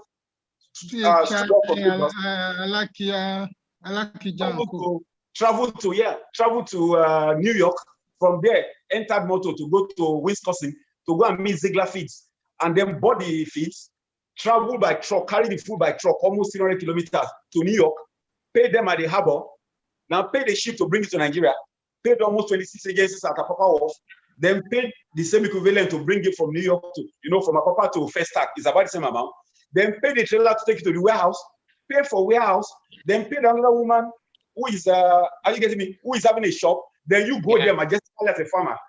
Are you getting me? You want to buy feeds as if you're running a dog, a pet dog, to now give your fish on a mass scale. Tell me 250% of your margin is going to all that process of imported feeds. I'm not against feeds, mind you.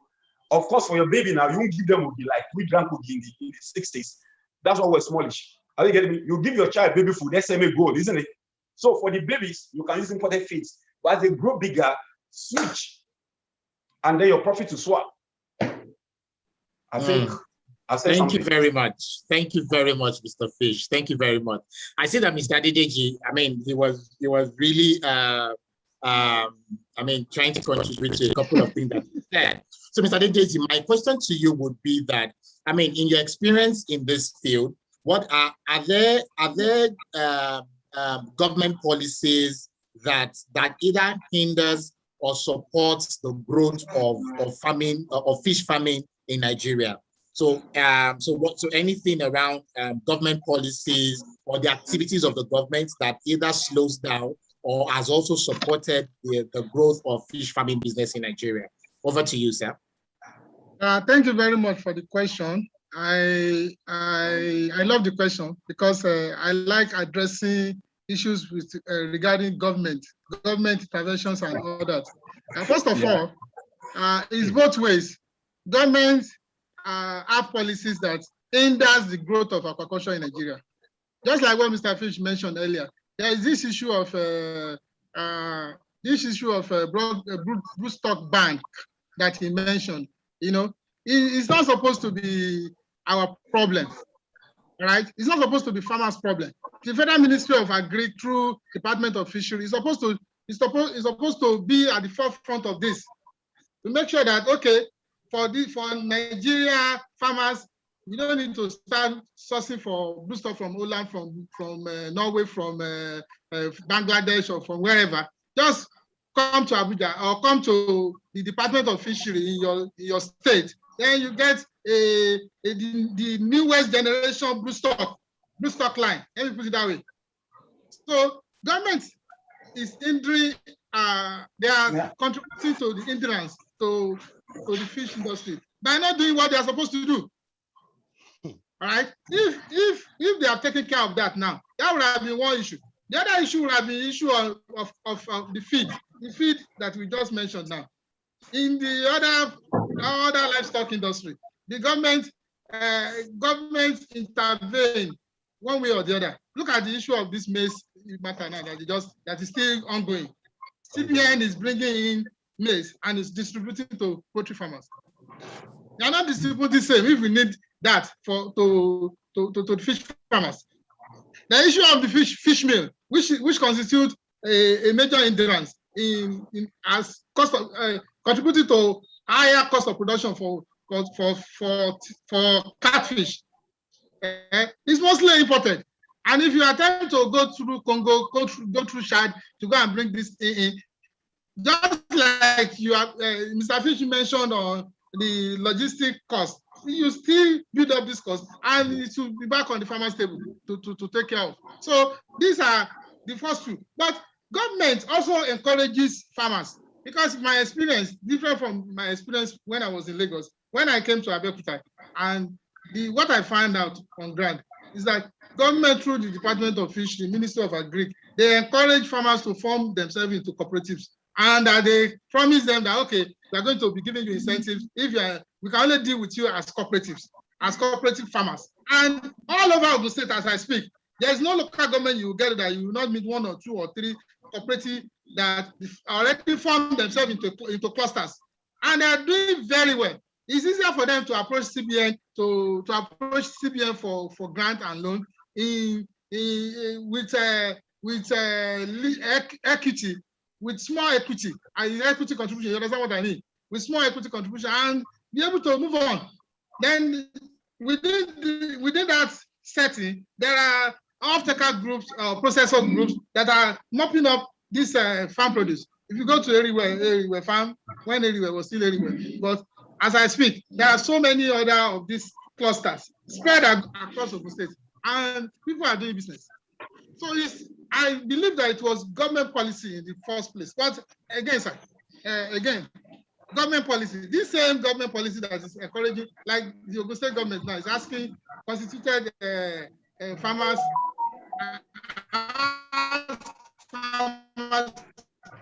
to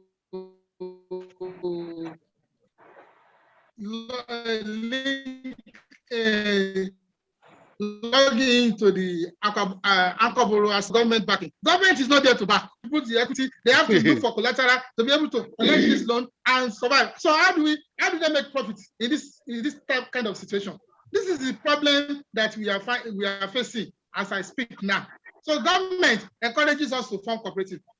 Government is supposed to back us up. Give us when we want to collect loan from bank, they said they cannot back us. So what do I say, sir? Okay, thank you very much. Thank you, sir. So my next question will be to Mr. Ogunlana. So in your own opinion, sir, what would you say are the place of training, and then the place of training, whether, so let me rephrase that. The average person, I mean, I have a couple of friends who have started fish farming businesses without any form of training. And so some of them would get on and they've had quite a number of losses. So in your own opinion, do you think that going into a fish farming business, is this something to be able to learn on the job, or is there a need to go and learn with somebody, understudy someone, or you need to learn as you go on the job? And then to add to that, so that we can save our time, my other question to add to that would then be that what then does one need to do to be able to get it right in the fish farming business? So over to you, Mr. Ogmolano. Yeah, thank you, Mr. Akinwumi. Yeah, you see, I started this fish business with a friend. I joined him, I work as an apprentice. And at the same time, he pays me money for me to be able to survive. And then along the line, I learn it and I know what to do at a particular time.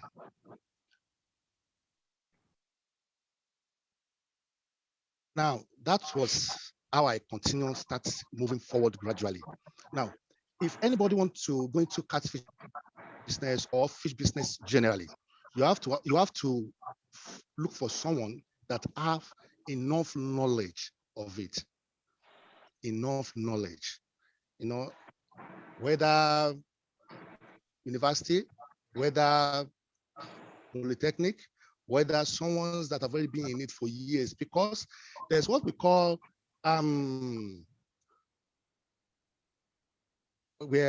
put it this way. There's something we call someone that has enough knowledge, or let me put it this way, that has enough understanding about what he or she is doing in that particular field. So if someone is joining them, if someone wants to learn or someone wants to be in the cat or wants to do catfish business, you have to know what you are doing. You have to be in the field. You have to go to the person that is doing it in a genuine way.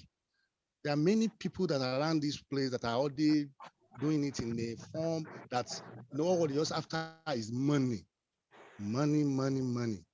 But there are some people that are doing it genuinely, doing it with their heart, from the bottom of their heart, that knows what they are doing. It's just like a passion.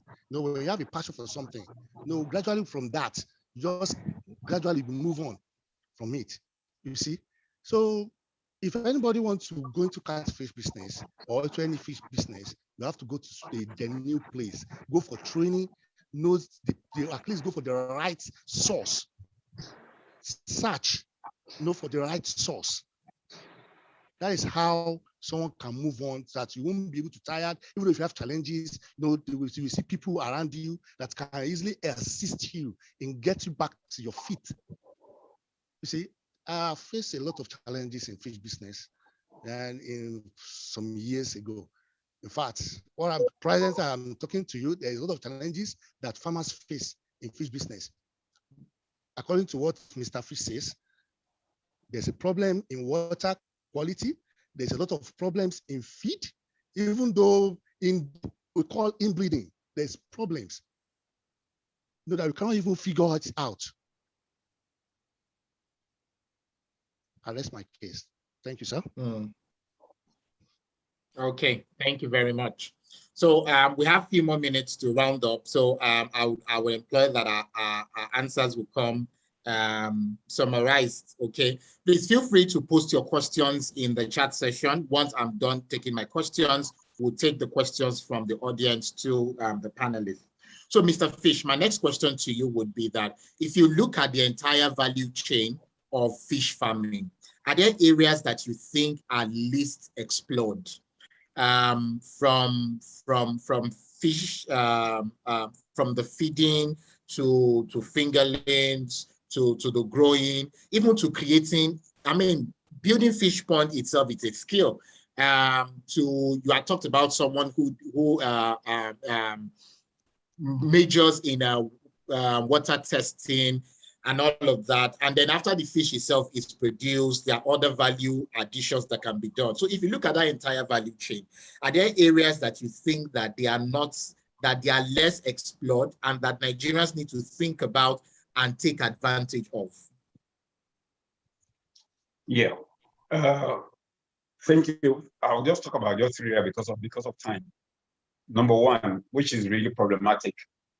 I think Adedeji has put one. People are taking a cue in that area to solve the area, which is this issue of pricing. Now, when people are in clusters, they can control the off-takers. Because if I tell you pure water itself has moved from 5 naira to 20 naira now, am I right? And Yes. yet fish prices has almost still been has not jumped that same 200%. Catfish prices have only increased just probably about 60, 70%. And it's a major region. In fact, the Catfish Farmers Association of Nigeria has instructed as many members not to sell fish till December, to create what they call artificial scarcity in their own way, and trying to make government assist in making intervening to save them from this constant pricing. You know, there's this off-takers or the middlemen, like, you know, no business middlemen are very funny unless the producers have a very strong team, and that's what the former president it's assisting us to do too, with this merging of the two Catfish Farmers Association, and a national convention is going to take place between 9th of December to the 11th. And I think that's where the thing will be nailed on the head. That's number one. Then number two, which is an offshoot of number one, is this idea of let's export this fish. Yeah, we want to feed our people, fine. Our people will be okay with carps and the other fishes, right? Maybe, or let's say it this way, sell 20% of your fish locally and then export the 80% to make money. That's what helped China. China's money was devalued so much that eventually manufacturing became a big game in China. Today, they are now leaders, even though their money does not have a value as much as the US currency or the currency in Europe. You get what I'm saying? Now that our money is devalued now, it now makes a lot of sense to sell fish to Nigerians in diaspora. It's a huge population. We've got a third generation population in Texas. Texas is a country bigger than Nigeria, isn't it? We got third generation Nigeria. That's grandpa, pa, and Neshire in Texas. Now, like I told you, in US, it's almost about how much now? Almost about 24 final price, $24. In England, it's £10. But the problem we face now is the government recognizing, giving us a guideline. Though they did that about 3 weeks ago, but we yet to radicalize it, a guideline, HACCP certification, because as of now, catfish from Nigeria is banned from being exported. And it's been going on for the past 5 years. Why? So that's an area that is so important. And I think it will be resolved during this convention, by the time we let all the major players who are there to know what's going on. Because if both catfish and tilapia, you can smoke. For tilapia, you can even freeze and export. My brother, it's a lot of money. You are making almost 500% margin. And no businessman is in the game to make money. I think that's a major one, my brother. Are you getting me? This issue of controlling price, and then to export. Then the last one I'm going to talk about is this issue of sourcing for feeds material. You know, my friend said something just now. Adedeji said this issue of maize, that government intervened for maize, right, for the poultry farmers. What are they doing for catfish farmers? The greatest, the most expensive material in the feeds business for catfish is feed meal. You know, carnivores now is man chop man now, isn't it? So where do we get help from, right? Because we only have the best feed meal comes from Netherlands. Then we got one coming from Senegal, and then maybe some from Mali or whatever it is here. But then can't we go ahead and let's have something like a, how will I call it now? Like an arrangement with government people. You know, 90% of the cash in a trawling, in most of the trawlers, are trash fish. And many of them throw it out as a waste, right? So that they won't comment that they are using illegal netting and co. This is an area where, you know, just the case of the Abbey Roads now, or Okada ban. Okada is banned in Lagos. But I tell you, if Okada is not allowed to run in Lagos, there will be paralysis. Even officially it's banned. So it's banned. There's a ban on using undersized nets. But then 90% of the cash is all this trash. And that's what we farmers need, catfish farmers. Put there away in a papa where this trash is kept in freezers. Are you getting me? and then a kind of shame to now get it down to all these clusters. I believe some people will listen to this and make this possible. When you get to, most of them throw it away on the high seas. I know one company that has 70 trawlers. Are you getting me? And they're all interested in shrimp alone. They make a lot of money every day. They take 30,000 tons 3,000 tons every day. Now, you can imagine the amount of waste. That's enough to feed all the farmers in the state with feed meal, with fish meal, their waste, if they can actually make us have access to it. I think that's the major thing I'm going to talk about. That's the major thing that's important. Then finally, the fingerlings producers, their food is expensive. The brine shrimp, and then whatever it is that is used here, the powdered form of the, what do you call it? Fatah, you help me out. This stuff that is made by, is it? Ala Aqua, sir. Ala Aqua. Ala Aqua, yeah, God bless you. Now, do you know that in Vietnam, are you getting me? The holy grail that helped every one of them to start going massive in catfish fingerling production was the use of a particular planktonic organism in the lagoon adjacent to them. You know the name of the plankton? Calanus fimachicus. Akimumi, do you know that this Calanus fimachicus is as small as gari and as big as a grain of rice? So you can use it all through from fry to the juvenile jumbo stage. This is in Vietnam. People just go to the lagoon, catch it with sand nets, dry it, and then give to the fish. If they use it even raw. But here, the largest planktonic organism in Lagos Lagoon is Calanus fimachicus, because I read marine biology and oceanography. Nobody's doing anything to it. We're buying imported a can of brine shrimp to feed your fries in the beginning.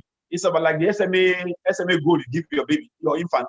It's almost 16,000, if I'm right.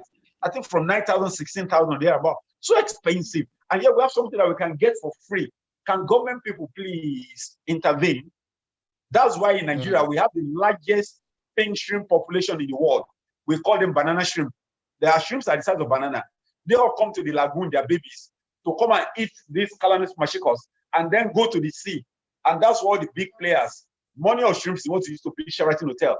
That's what is used to buy most of the mash companies in Africa, courtesy of Shibode Akindele. He passed on early this year, Modern Lola Group. The same thing with the Danjuma, Tarabok fisheries. Now, can this group help us through Faisal or thereabout trawler station? Can we go ahead and develop the Calanus fimachicus environment so that we can move on? Very important. Yeah. I got this article here. Are you getting me? Look at this article, right? It's an article from Vietnam, right? I got it almost about 30 years ago, and I see me keeping this sheet of paper. Do you know why? Let me read something for you there. They said the Asian catfish, macrocephalus, is an important natural resource in Southeast Asia, but a boom in its culture potentially began with the development in Vietnam of its hybrid with the African sharp-toothed catfish. So they exported our catfish to Vietnam in 1982 to help boom the production. That's our catfish is the best in the world. But they now took advantage of Calanus fimachicus. Now we have them abundant here. We've got a catfish that is sent to Vietnam. The only thing we don't have is that Calanus fimachicus. So let all schools listening now, universities, let it be the major project of any student. I've said this before at Kakam for him when Obasanjo was president. They call it stakeholders meeting. But nobody's doing anything yet. I was there as a private sector participant with Alakija, Sydenham, and then Ahmed of CHI. Then with all the, these people of all the parastatals, all the research institutes in Nigeria. But today, this is almost 14 years, nothing is done. I hope this program will let us, with that, look, one tin of Calanus fimachicus can be more than 2,000 naira. And you still make your profit because cashing it will not cost you up to 200 or 300 naira. I rest my case. Thank you very much, sir. Thank you very much. So my final question. Yes. So I will allow you to contribute, but I wanted to ask you a question so you can contribute and then take your own question, which would be, so we do the catfish, we do the tilapia fish, which are the two major ones that we do in Nigeria. Is there any way to expand beyond these two?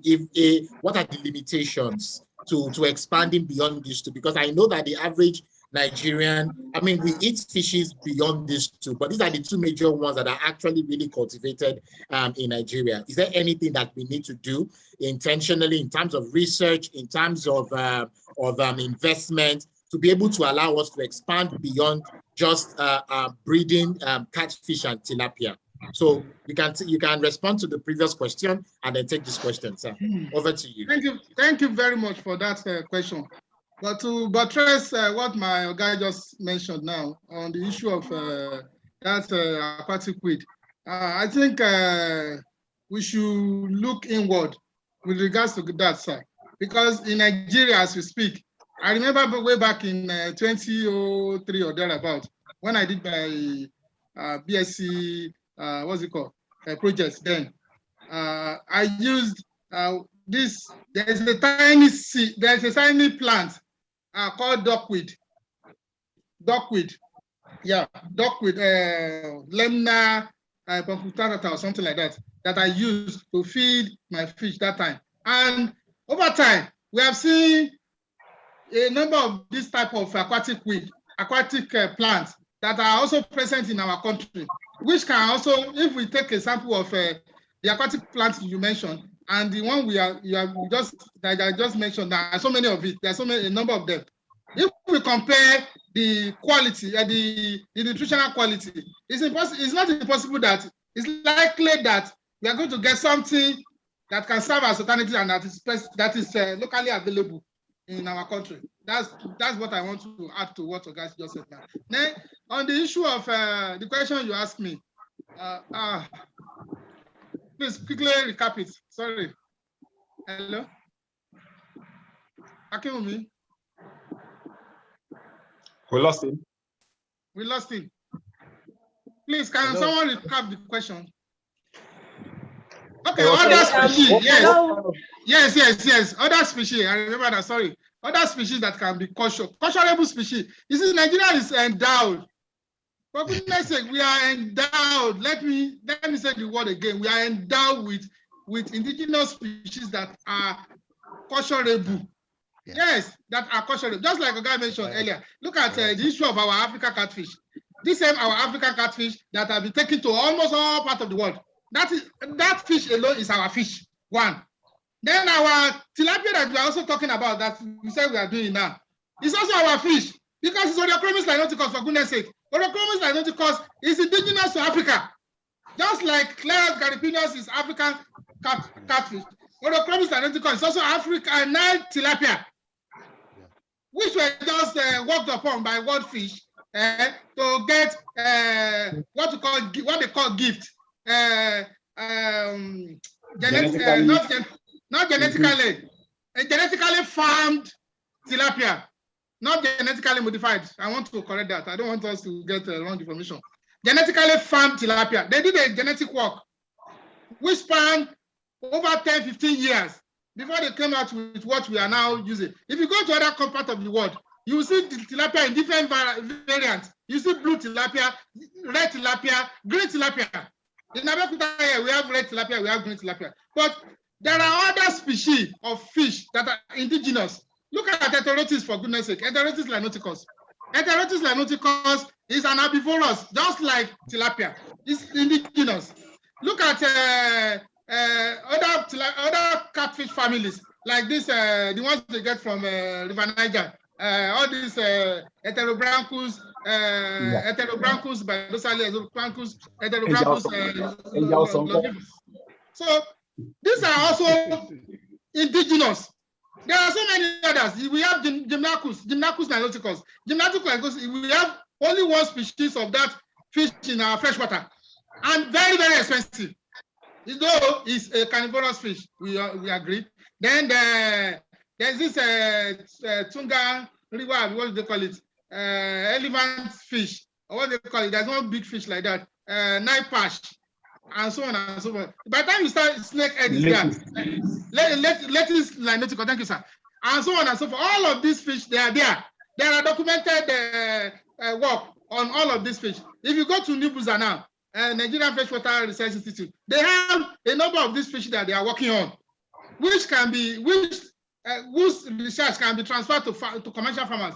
And you know, as we speak here, if you need authorities, for instance, now you want to react. People used to call me for authorities and even ladies. We ask fishermen to help us to collect from the wild, and that's what we give them. So there's nothing you can do about that. But the point is that we have these fishes in our water. If you come to any of the fresh water around us here, for example, our Oyendam here, we find a number of these fishes. Chrysistis is there, lettuce is there, Enterotis is there, Gymnacus is also there.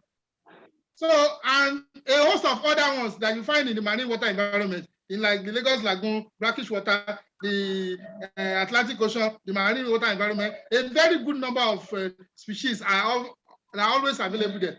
And in fact, not too long ago, there's this fish that they used to do sardine. They found they started Neoma started working on it, and they produced the first batch. Subsequently, they stopped. So they should is part of their mandate to develop this indigenous fish. Neoma, Nigerian Institute of Marine Research and Oceanography, Nigerian Freshwater Research Institute, Nibusa. That is their mandate. It's not for me as a farmer to start discussing this. It is their mandate. They are the one to produce it as booster and give it to us. We will feed it. They should just give us that, okay, this fish will require so and so food protein level. We will feed the fish and they will grow and we will sell.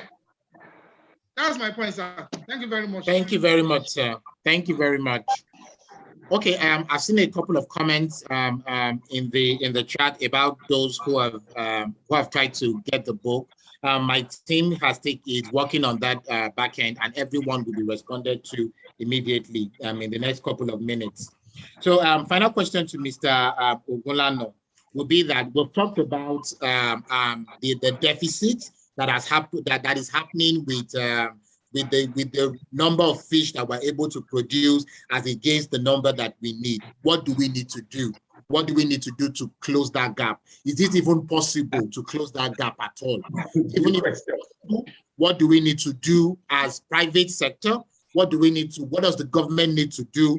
What does the farmer need to do? What does the industry players, what do they need to do? So the major people that have a role to play in this, what do we need to start doing now? Over to you, Mr. Golano. Yeah, Mr. Adeomi, thank you so much. To start with, the other one, the previous question that you asked me, you talk about training. You see? Yes. Yeah, we need to let people to understand and to know how we can go about it. Training is part of it. So by the time we continue to train people here and there, do seminar here and there, for people to be able to know, to understand what they need to do concerning hatchery sector, so that they can hatch the fish, see how they can grow it, how to be alive. At least like 80 to 70% of the production that they made will be alive. Through what Mr. Fish said the other time, you see the quality of the water, the feed, and the broodstock that they use to hatch the fish. You see, all these things is what we all need. So we need to continue to let them understand what they need to do to make it survive, so that we can have as much as what we need, so that we can circulate it throughout the nation. I mean, all the nations, so that we can be able to grow this and make everybody able to stand in their farms. You see, likewise what Mr. Adewumi, Mr.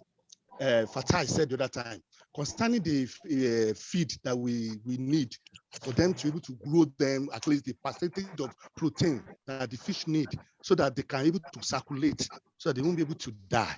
So they need high protein. I made some research within myself, which is about BSF, that is the black soldier flies. Yeah. So it's high proteinous. So instead of us going for high quality, well, let me put it, expensive feed like fish meal that they call it fish meal for us, but it's a feather meal that they produce. So, but I won't go to details for that. So let me just come back to what I'm saying. So concerning the BSF, so is high proteinous. I have tried it and I have seen the result. combined with all the other composition that you can add it to it to make the fish do well. I apply it to my fries, I apply it to the fingerlings, I apply it to the juveniles, and it did very well. So on this case, if we are doing seminar here and there, so all these things we teach and let them understand how they can go about it for the fish to survive up to like 80 to 70% production. And by so doing, I believe that it will circulate all around. Thank you very much, sir. Thank you very much. Thank you very much, sir. So I'll just go through some questions in the chat box, and then we'll take those questions, and then I'll come back to the panelists to give their final closing remarks.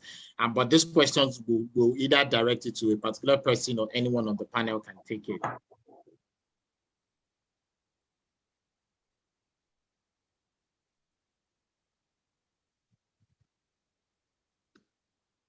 Okay, and he's asking that from our current observation, we discovered that farms are closing down due to high price of fish feeds, especially imported. What policy is the government putting in place to help fish farmers to survive their current predicament? Can you hear me, please? Yeah. Yes. Yes. Go ahead. So he's saying that a lot of fish farms are closing down due to high cost of fish feed. So he's asking that is the government doing anything? Even though, in my opinion, that has been answered. Mr. Adedeji said a lot about that. But he's asking again that is the government doing anything to be able to support fish farmers to survive the current predicament of the high cost of fish feed? So, Mr. Fish or Mr. Adedeji, would you like to speak to that? Well, let me say something before the people on the ground say yes. Now, the reason why I'm going to be a part of the keynote speakers at the second National Congress of the Catfish Farmers Association Nigeria, taking place at Obasanjo Presidential Library Complex between 9th to 11th of December, is they're fusing two stuff together. There's a kafan, an old one that's based in Lagos, and there's another one that's based in Abuja. Single F, double F. And then double F. Now there's no okay. There's double F then, which is the original one, the first one. Why the single F? That was a contention then, but they resolved it now. They resolved it about a month and a half ago. Now Kafan is just one body now. I mean, Baba Soyo would never like to hear anything beyond CAFAN. So they are doing a joint convention. Okay. So it's a unified thing now, which is what gets me happy to know that there's a future to the answer to the question asked by the audience now. So what is government doing? Government can only do something when we present a united front, right, with some key players like Baba Obasanjo, like some of these high-ranking military officers, members of the Senate, and the lawmakers, isn't it? And then some of these traditional rulers, they're all coming to the library complex on the 11th. That's where issues like this will be discussed. Now, because the younger Kafan was based in Abuja, they were able to move on close to government quarters. I was there with them December last year, and I was a keynote speaker there then too. And I saw how close they had, not just close to the corridors of power, but then close in terms of people in government directly. And that was a really key changer that made federal fisheries to give them smoking kill at a reduced price. So many assistants, in fact, there's a CBN loan now that started from that Kafan first. I think these are steps in the right direction. With this one going on now, I think the Farmers Association can now present a fund on how government can create what they call national silos, just like what's the name of that? The ADA, African Development Bank man, Akinwumi. Adesina. It created some storage silos, I think for rice or for maize or thereabout in different key areas then, during the Obasanjo regime. I think fish needs something like that too. Are you getting it? For that's the kind of intervention we're thinking of now. Because I can know about 2 weeks ago, I was at Olam's. That's one of the biggest indigenous feed making companies in Nigeria. On the way to Lagos by the expressway, going to Abeokuta, you see massive storage stuff. Each one taking almost about 33,000 tons of feed material for them to make their feed. This is not, well, I like the initiative, but this is what government should do for us. A job. That's what the farmers need. Are you getting me? Once that can happen, that's one step ahead. Using the common feed stuff, like, you know, there's this seasonal thing about grains. Yes. Grains will be plenty at one time, at a time won't be plenty. So that's what all producers do. You buy when it's cheap and store so that you can release in the time of famine. And since catfish all year round, so this will be a very fine incentive. Then the second one will be innovations, actually in the area of that feed. The other panelist said something about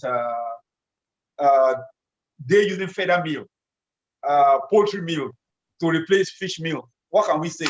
This is Nigeria. Who is checking what? But what Adedeji said blew me off. That is that black soldier fly larva. It's being used now in the Far East. I mean, rampantly now. And what exactly is this big grammar about black soldier fly? Do you know, I found out recently, Akumojo, that this black soldier fly is what I call a shishiolode. You know, when we're saying face me, I face you, when we're at Mushi then, you know, some tenants in one building. We used to have what they call, before the soccer with WC came, WC toilets, we used to excrete in buckets. And funny thing, the bucket will be emptied in the weekend. And yet, when the man comes, they call them Agbepo. They come wearing balaclavas, you know, as if they are bandits, that kind of thing, with their broom in their hand. And when they are passing by the front door, our mothers are cooking, you don't hear any smell. All the waste has been converted into maggots. That's what's the bulk inside. Do you know what makes that happen? This same black soldier fly is the one we call green bottle. You know, green bottles are so good because they are not like the other common house fly that are pathogenic. This one just feeds on water and any fluid at all. So it doesn't. It's a builder, not a destroyer. Yeah. It's a beneficial stuff. It's a beneficial animal as fly, not the other one that is counterproductive. Are you getting me? So the black soldier fly innovation. There's a company in England doing it on a mass. I'm surprised in that cold environment. And in the territory of the green bottle, is the husband that is black in color. That's why they call it black soldier fly. Are you getting me? But really, everybody in Mushin or Gebule should have a successful fish farm. Because I'm not saying you don't have WC there, but you know, all of those get to areas. Those are, but the thing is that I'm just joking. We're not supposed to use human feces for the generation of the black agricultural waste. The agricultural waste, fruits, poultry waste, and all of that stuff. With that, those two things, government helping us with silos like Additional did during the Obasanjo era, but they did it for storing grains for rice people, and then for those who are doing, I think, I don't even know them, but I knew it was a major recurrent national news thing. If that can be done, like I saw in Olam's, in some of the clusters in Ogun State, in Ondo State, in Abuja, in Port Harcourt, oh my God. Nigeria becoming the number one producer in catfish, number one catfish producer in the world. Very, very soon. Yeah. I'm sure government is listening. Thank you, sir. Thank you. So there's a question from Oluwafola Komi. I would rephrase a question to say that. So one of the biggest issues that farmers also have is the issues of off-take. Hello, I can't hear you. I hear you. So, can't hear you. What do fish farmers, what do they need to do to get right the issue of off-takers? Off-takers, okay. Having the right, hello, can you hear me? No. Hello? Hello, can't hear you. Hello, confirm if you can hear me now. We can hear you now. Yeah. Okay. Hello? Go ahead. Go ahead. Go ahead. Right. Yeah, we can hear you now. Yes. So the question is around off-takers. So Your to voice is say breaking now. Voice is breaking that, again. so what do farmers need to do to have to okay, can you hear me now? Okay, Well, yes. I got So your what do question. farmers need to do to have the right set of off-takers? Okay. Confirm if it's better. Yes. Me, I got your question. Hello. Okay, Hello. Yeah. So please go ahead, ahead. Mr. Digi. You Go can ahead. answer the question. Well, from my own little experience over time, Yeah, please go ahead, Mr. DG. yeah, what happened is that just like what Mr. Fish mentioned, the issue of this off-takers thing. What happened in Ijebu Mushin? They formed themselves into a processing group. Farmers, they are farmers. They now form themselves into a processing group. Wow. So they can massively move high volume of fish from anywhere. You know, they are involved in our project in Ogun State now. So they are the one that is going to offtake. They are also farmers like us, but their own job is off-taking. They are in Ijebu Mushin, Ilodo, precisely. So if your fish is anywhere within the Southwest, they can help you to mop it. But the issue there is that where would they sell? Do they sell this fish to? They take it to as far as Anambra to Onisha market, and it took them a lot of struggle to be able to enter that market. Yes, it took them a lot of struggle to enter that market. So what I would suggest to get a very good off-takers, well, these people can also offtake for you. But what is in my own mind is that, first of all, you should just go and join any of the associations around. CAFAN, let me just limit it to CAFAN, because we are all members of CAFAN. CAFAN, but there are so many other catfish association.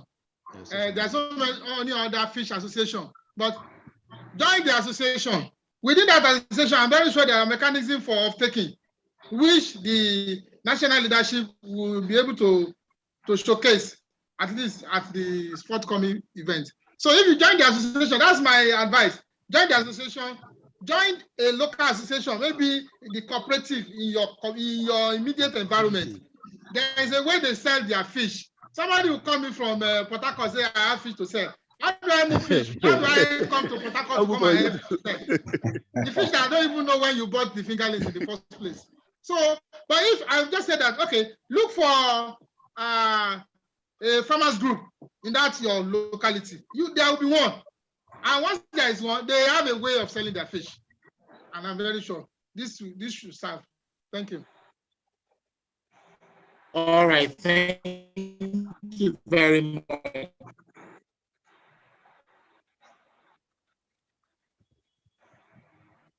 Hello. Yeah, we're listening. Hello. Yeah, I can't hear anything. Hello. Mr. Kinwumi.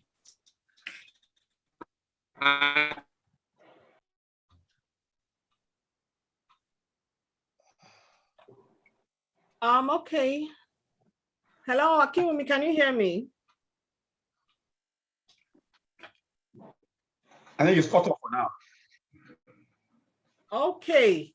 Wow, it's actually 12 o'clock, and we promised people that we would be ending this by 12. So I will just go to the panelists and just to have a what we need to do to get it right. Hello. Hello, Mr. Ogunla. Hello, Oluchi. I can hear you. Go ahead. Go ahead, Mr. Kinwumi. Hello. Okay. Confirm that you can hear me now. Yeah, I can hear Mr. Kinwumi, but the speaker is breaking. Okay, yes. So I'm just going to ask for final words from each of our panelists. We'll start from Mr. Ogunlano, then to Mr. Adedeji, and then we'll finish with Mr. Fish. Your final words on what's the way forward? How do we move forward? What are the strategies to get it right? So final words from you. We'll start from Mr. Ogunlano, then Mr. Adedeji, and then finally Mr. Fish. Over to you, Mr. Ogunlano. Yes, thank you very much, Mr. Akinwumi. Earlier on, I said something about stick to your own method in your farm. So once you can stick to your own method in your farm, that you didn't jump from one farm to another to ask for what they are doing in their own farm.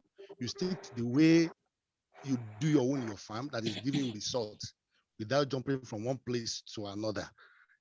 In the area of the method, the management, the way you do your thing in your own farm, just stick to that. I believe with time, you will succeed and you move forward in it. Thank you very much. Yeah, from my own end, first of all, I want to appreciate the organizer of this event. And the comments I've been getting from Facebook has been wonderful. Thank you very much for giving me the opportunity to be here. Then what I just want to add is that we should look inward. Let me put it that way. You see, a lot of things, just like what Mr. Ogunlano just said now, that we should stick to our method, the farmers should stick to their individual methods. We should always look inward. And that was brought us to the tilapia culture in the first place, or the tilapia propagation. And today, we thank God that it's working. If you want tilapia right away, as you are speaking, and within 1 or 2 hours, depending on your location, you will get tilapia, grow out tilapia. So if we look inward, we will see that we can do more. We can do more tilapia. We can do more indigenous fishes. Then we can also augment our feed with locally available materials. Just like I mentioned Azola, I mentioned duckweed. There are others. There are other aquatic weed that are doing wonders. Then this the game changer now, the black soldier fly. If we get that one right, then it will be in fact it's a gold mine. It's a gold mine, is a game changer. And unfortunately, I've been teaching this to my students for over 5 years now, showing them how this thing is produced in Kenya, how they make it mag meal. I call it mag meal. And today, I've had students that have graduated doing their program, doing their, project on black soldier fly, and so on and so forth. So it's a game changer, if we but know. So just like as Mr. Ogunlano mentioned it, I know that people who are sensitive, who want to succeed in this industry, they always think out of the box. He mentioned it, I said, yes, he got it right. Just mentioned green bottle.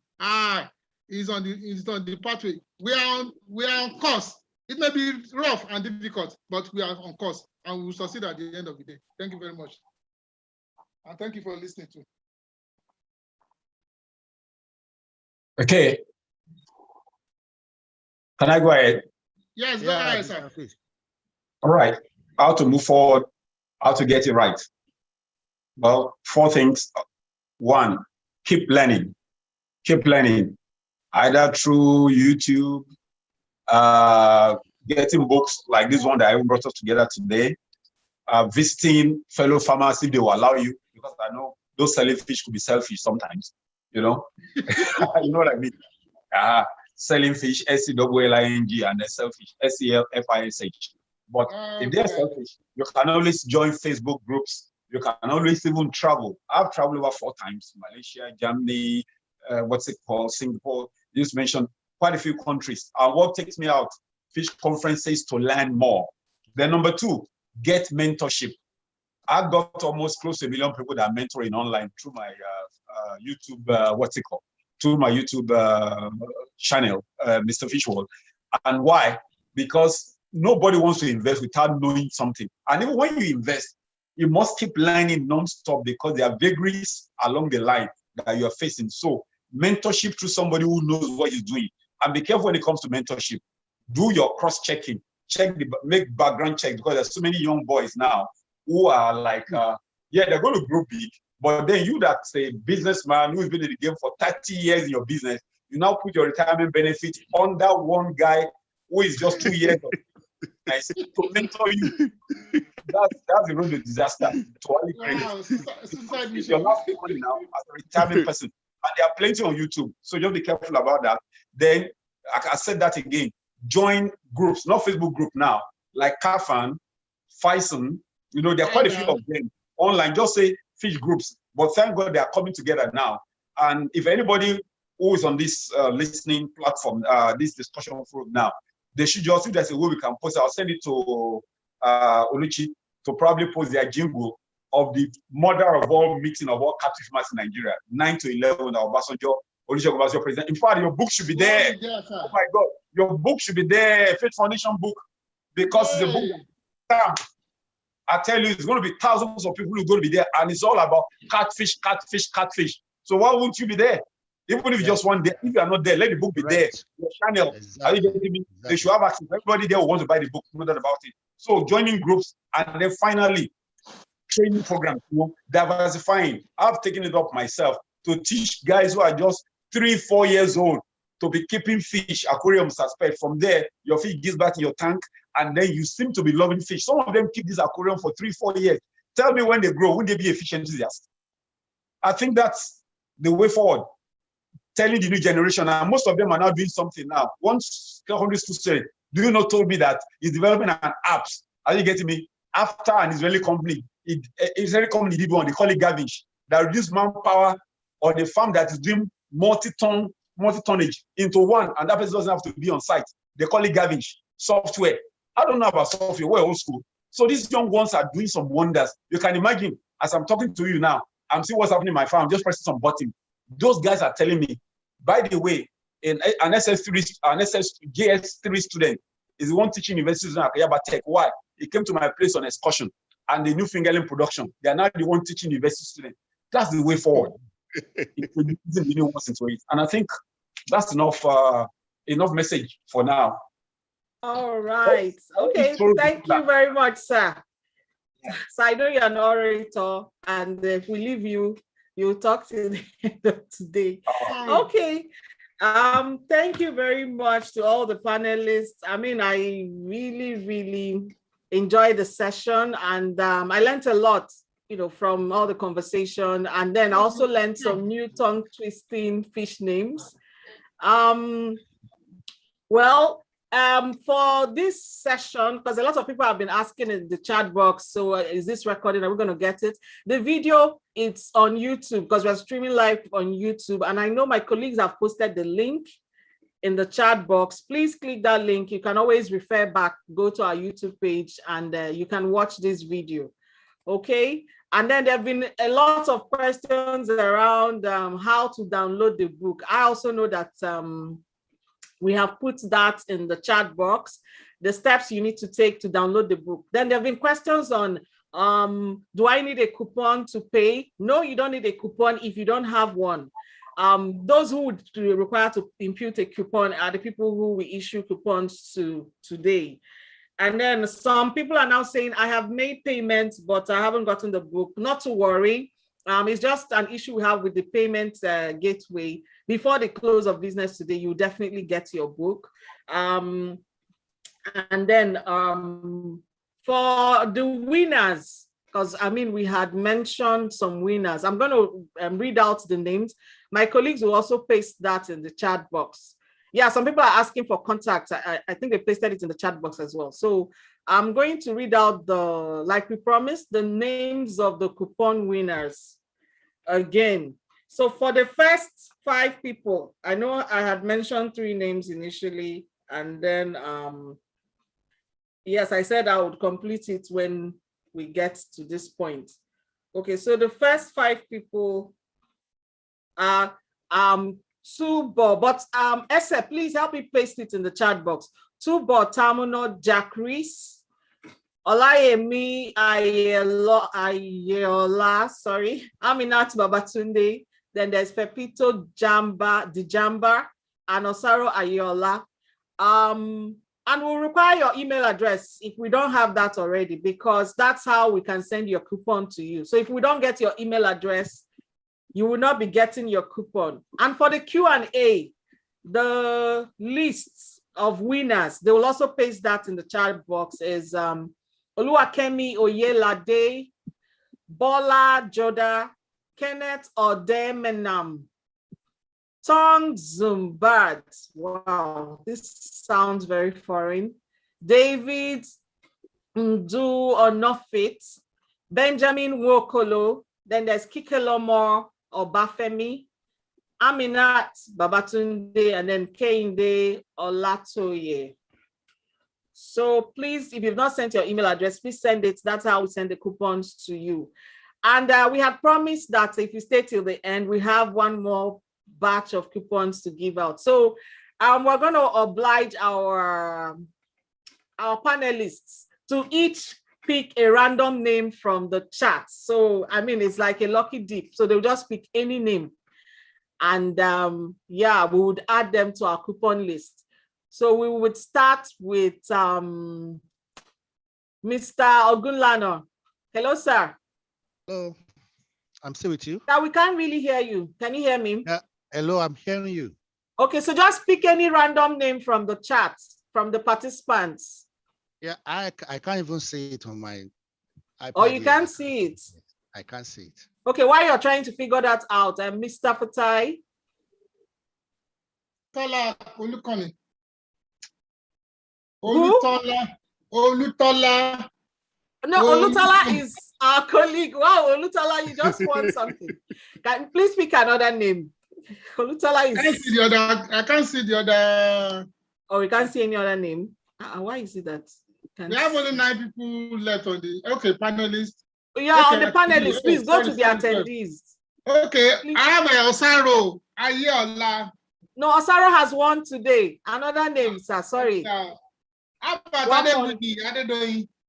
Okay. Who? Adedoyin. Okay, Ese, I hope you got that name. Ese, I hope you got the name. Okay. So now, Mr. Fish. Mr. Fish, please, sir, can you pick a name? Has Jack Chris won anything? Yes, Jack Chris has won something. Okay, let's look at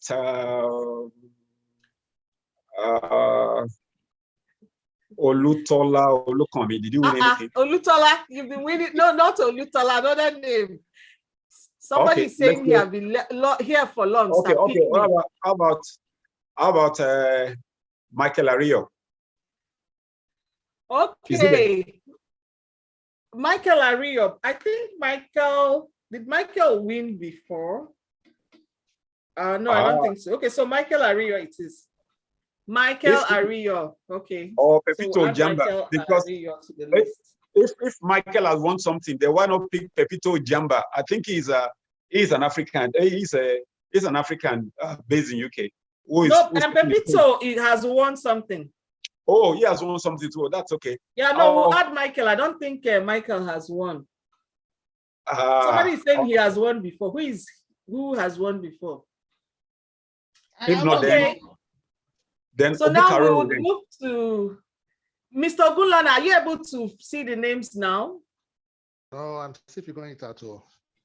You still can't see the names. Click the attendee. Sorry? What did he say? Let me. Sir, click from the participant, click the attendee. Okay. Please, if your name is picked, Adedoyin Adewiyu, please send in your email address. Like I said, that's how we'll send the coupon to you. There's a Gualo confidence here that has been saying, pick me. No? Okay. So now yes, please. Hi, Alichi. So let me use my own vote. So let me use my own votes to please go ahead, Akinwumi. Pick one person. So let me pick Gualo Confidence. You are picking the Gualo Confidence. Okay. He has marketed himself very well. Okay. Okay. So now, Adenike, we need you to pick one person or how many people? Okay, maybe two because Mr. Desipo didn't pick. Two. Kennedy. Hello? Hello, Adenike. Why not pick Mary Otu now? It's going to be a lady. Adenike, are you still there? Hello, Adenike. I think she's on another call. Oh, okay. So Oluchi, Yes, Mr. please. Fish is saying something. Okay, Mr. Fish, go ahead. I was talking about picking Mary Otu. If she's not, it's a Okay, Mary. Otu. Mary Otu. What's the song? I didn't get. OTU. Alaikum salam. OTU. Okay, Mary Otu. That's a lady. Okay. So that they won't say Okay. chauvinistic or- Is Adenike with us now? Or we can wrap this up because you know, there's no woman on the I panel. think she's on another meeting. no problem. Okay, so to wrap up, one last Mr. Desipo, are you ready to pick now? Let Mr. Fish pick for me, please. I can't figure it Okay, out Mr. yet. Fish, you have the honor to pick the last person.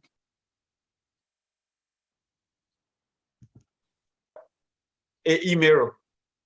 Sorry? Emmanuel. Emero. Emmanuel. Emmanuel. Am I sure that he's not on the list already? Emmanuel, I think I saw a name like that. Emmanuel, okay. Emmanuel.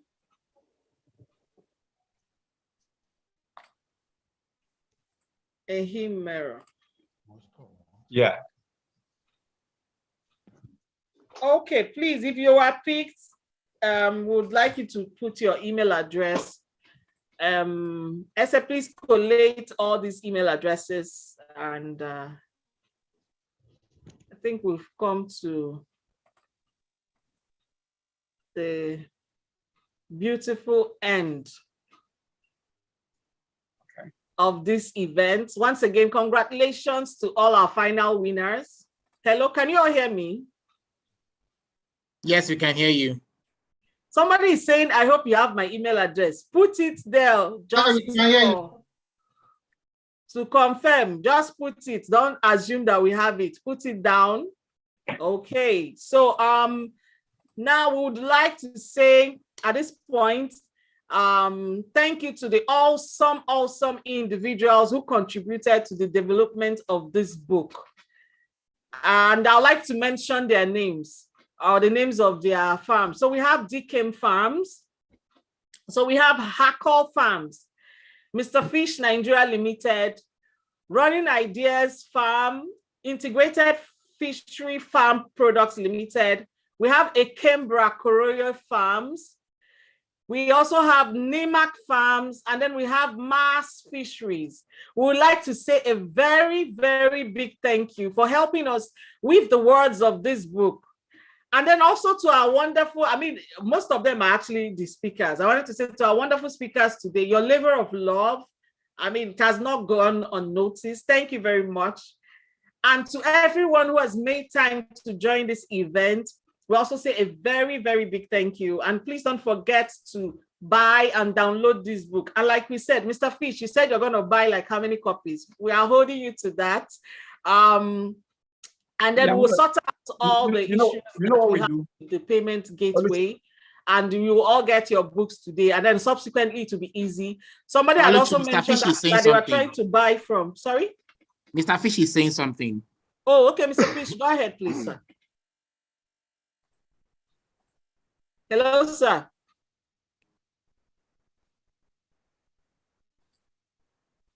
Oh, the network. Hello, sir.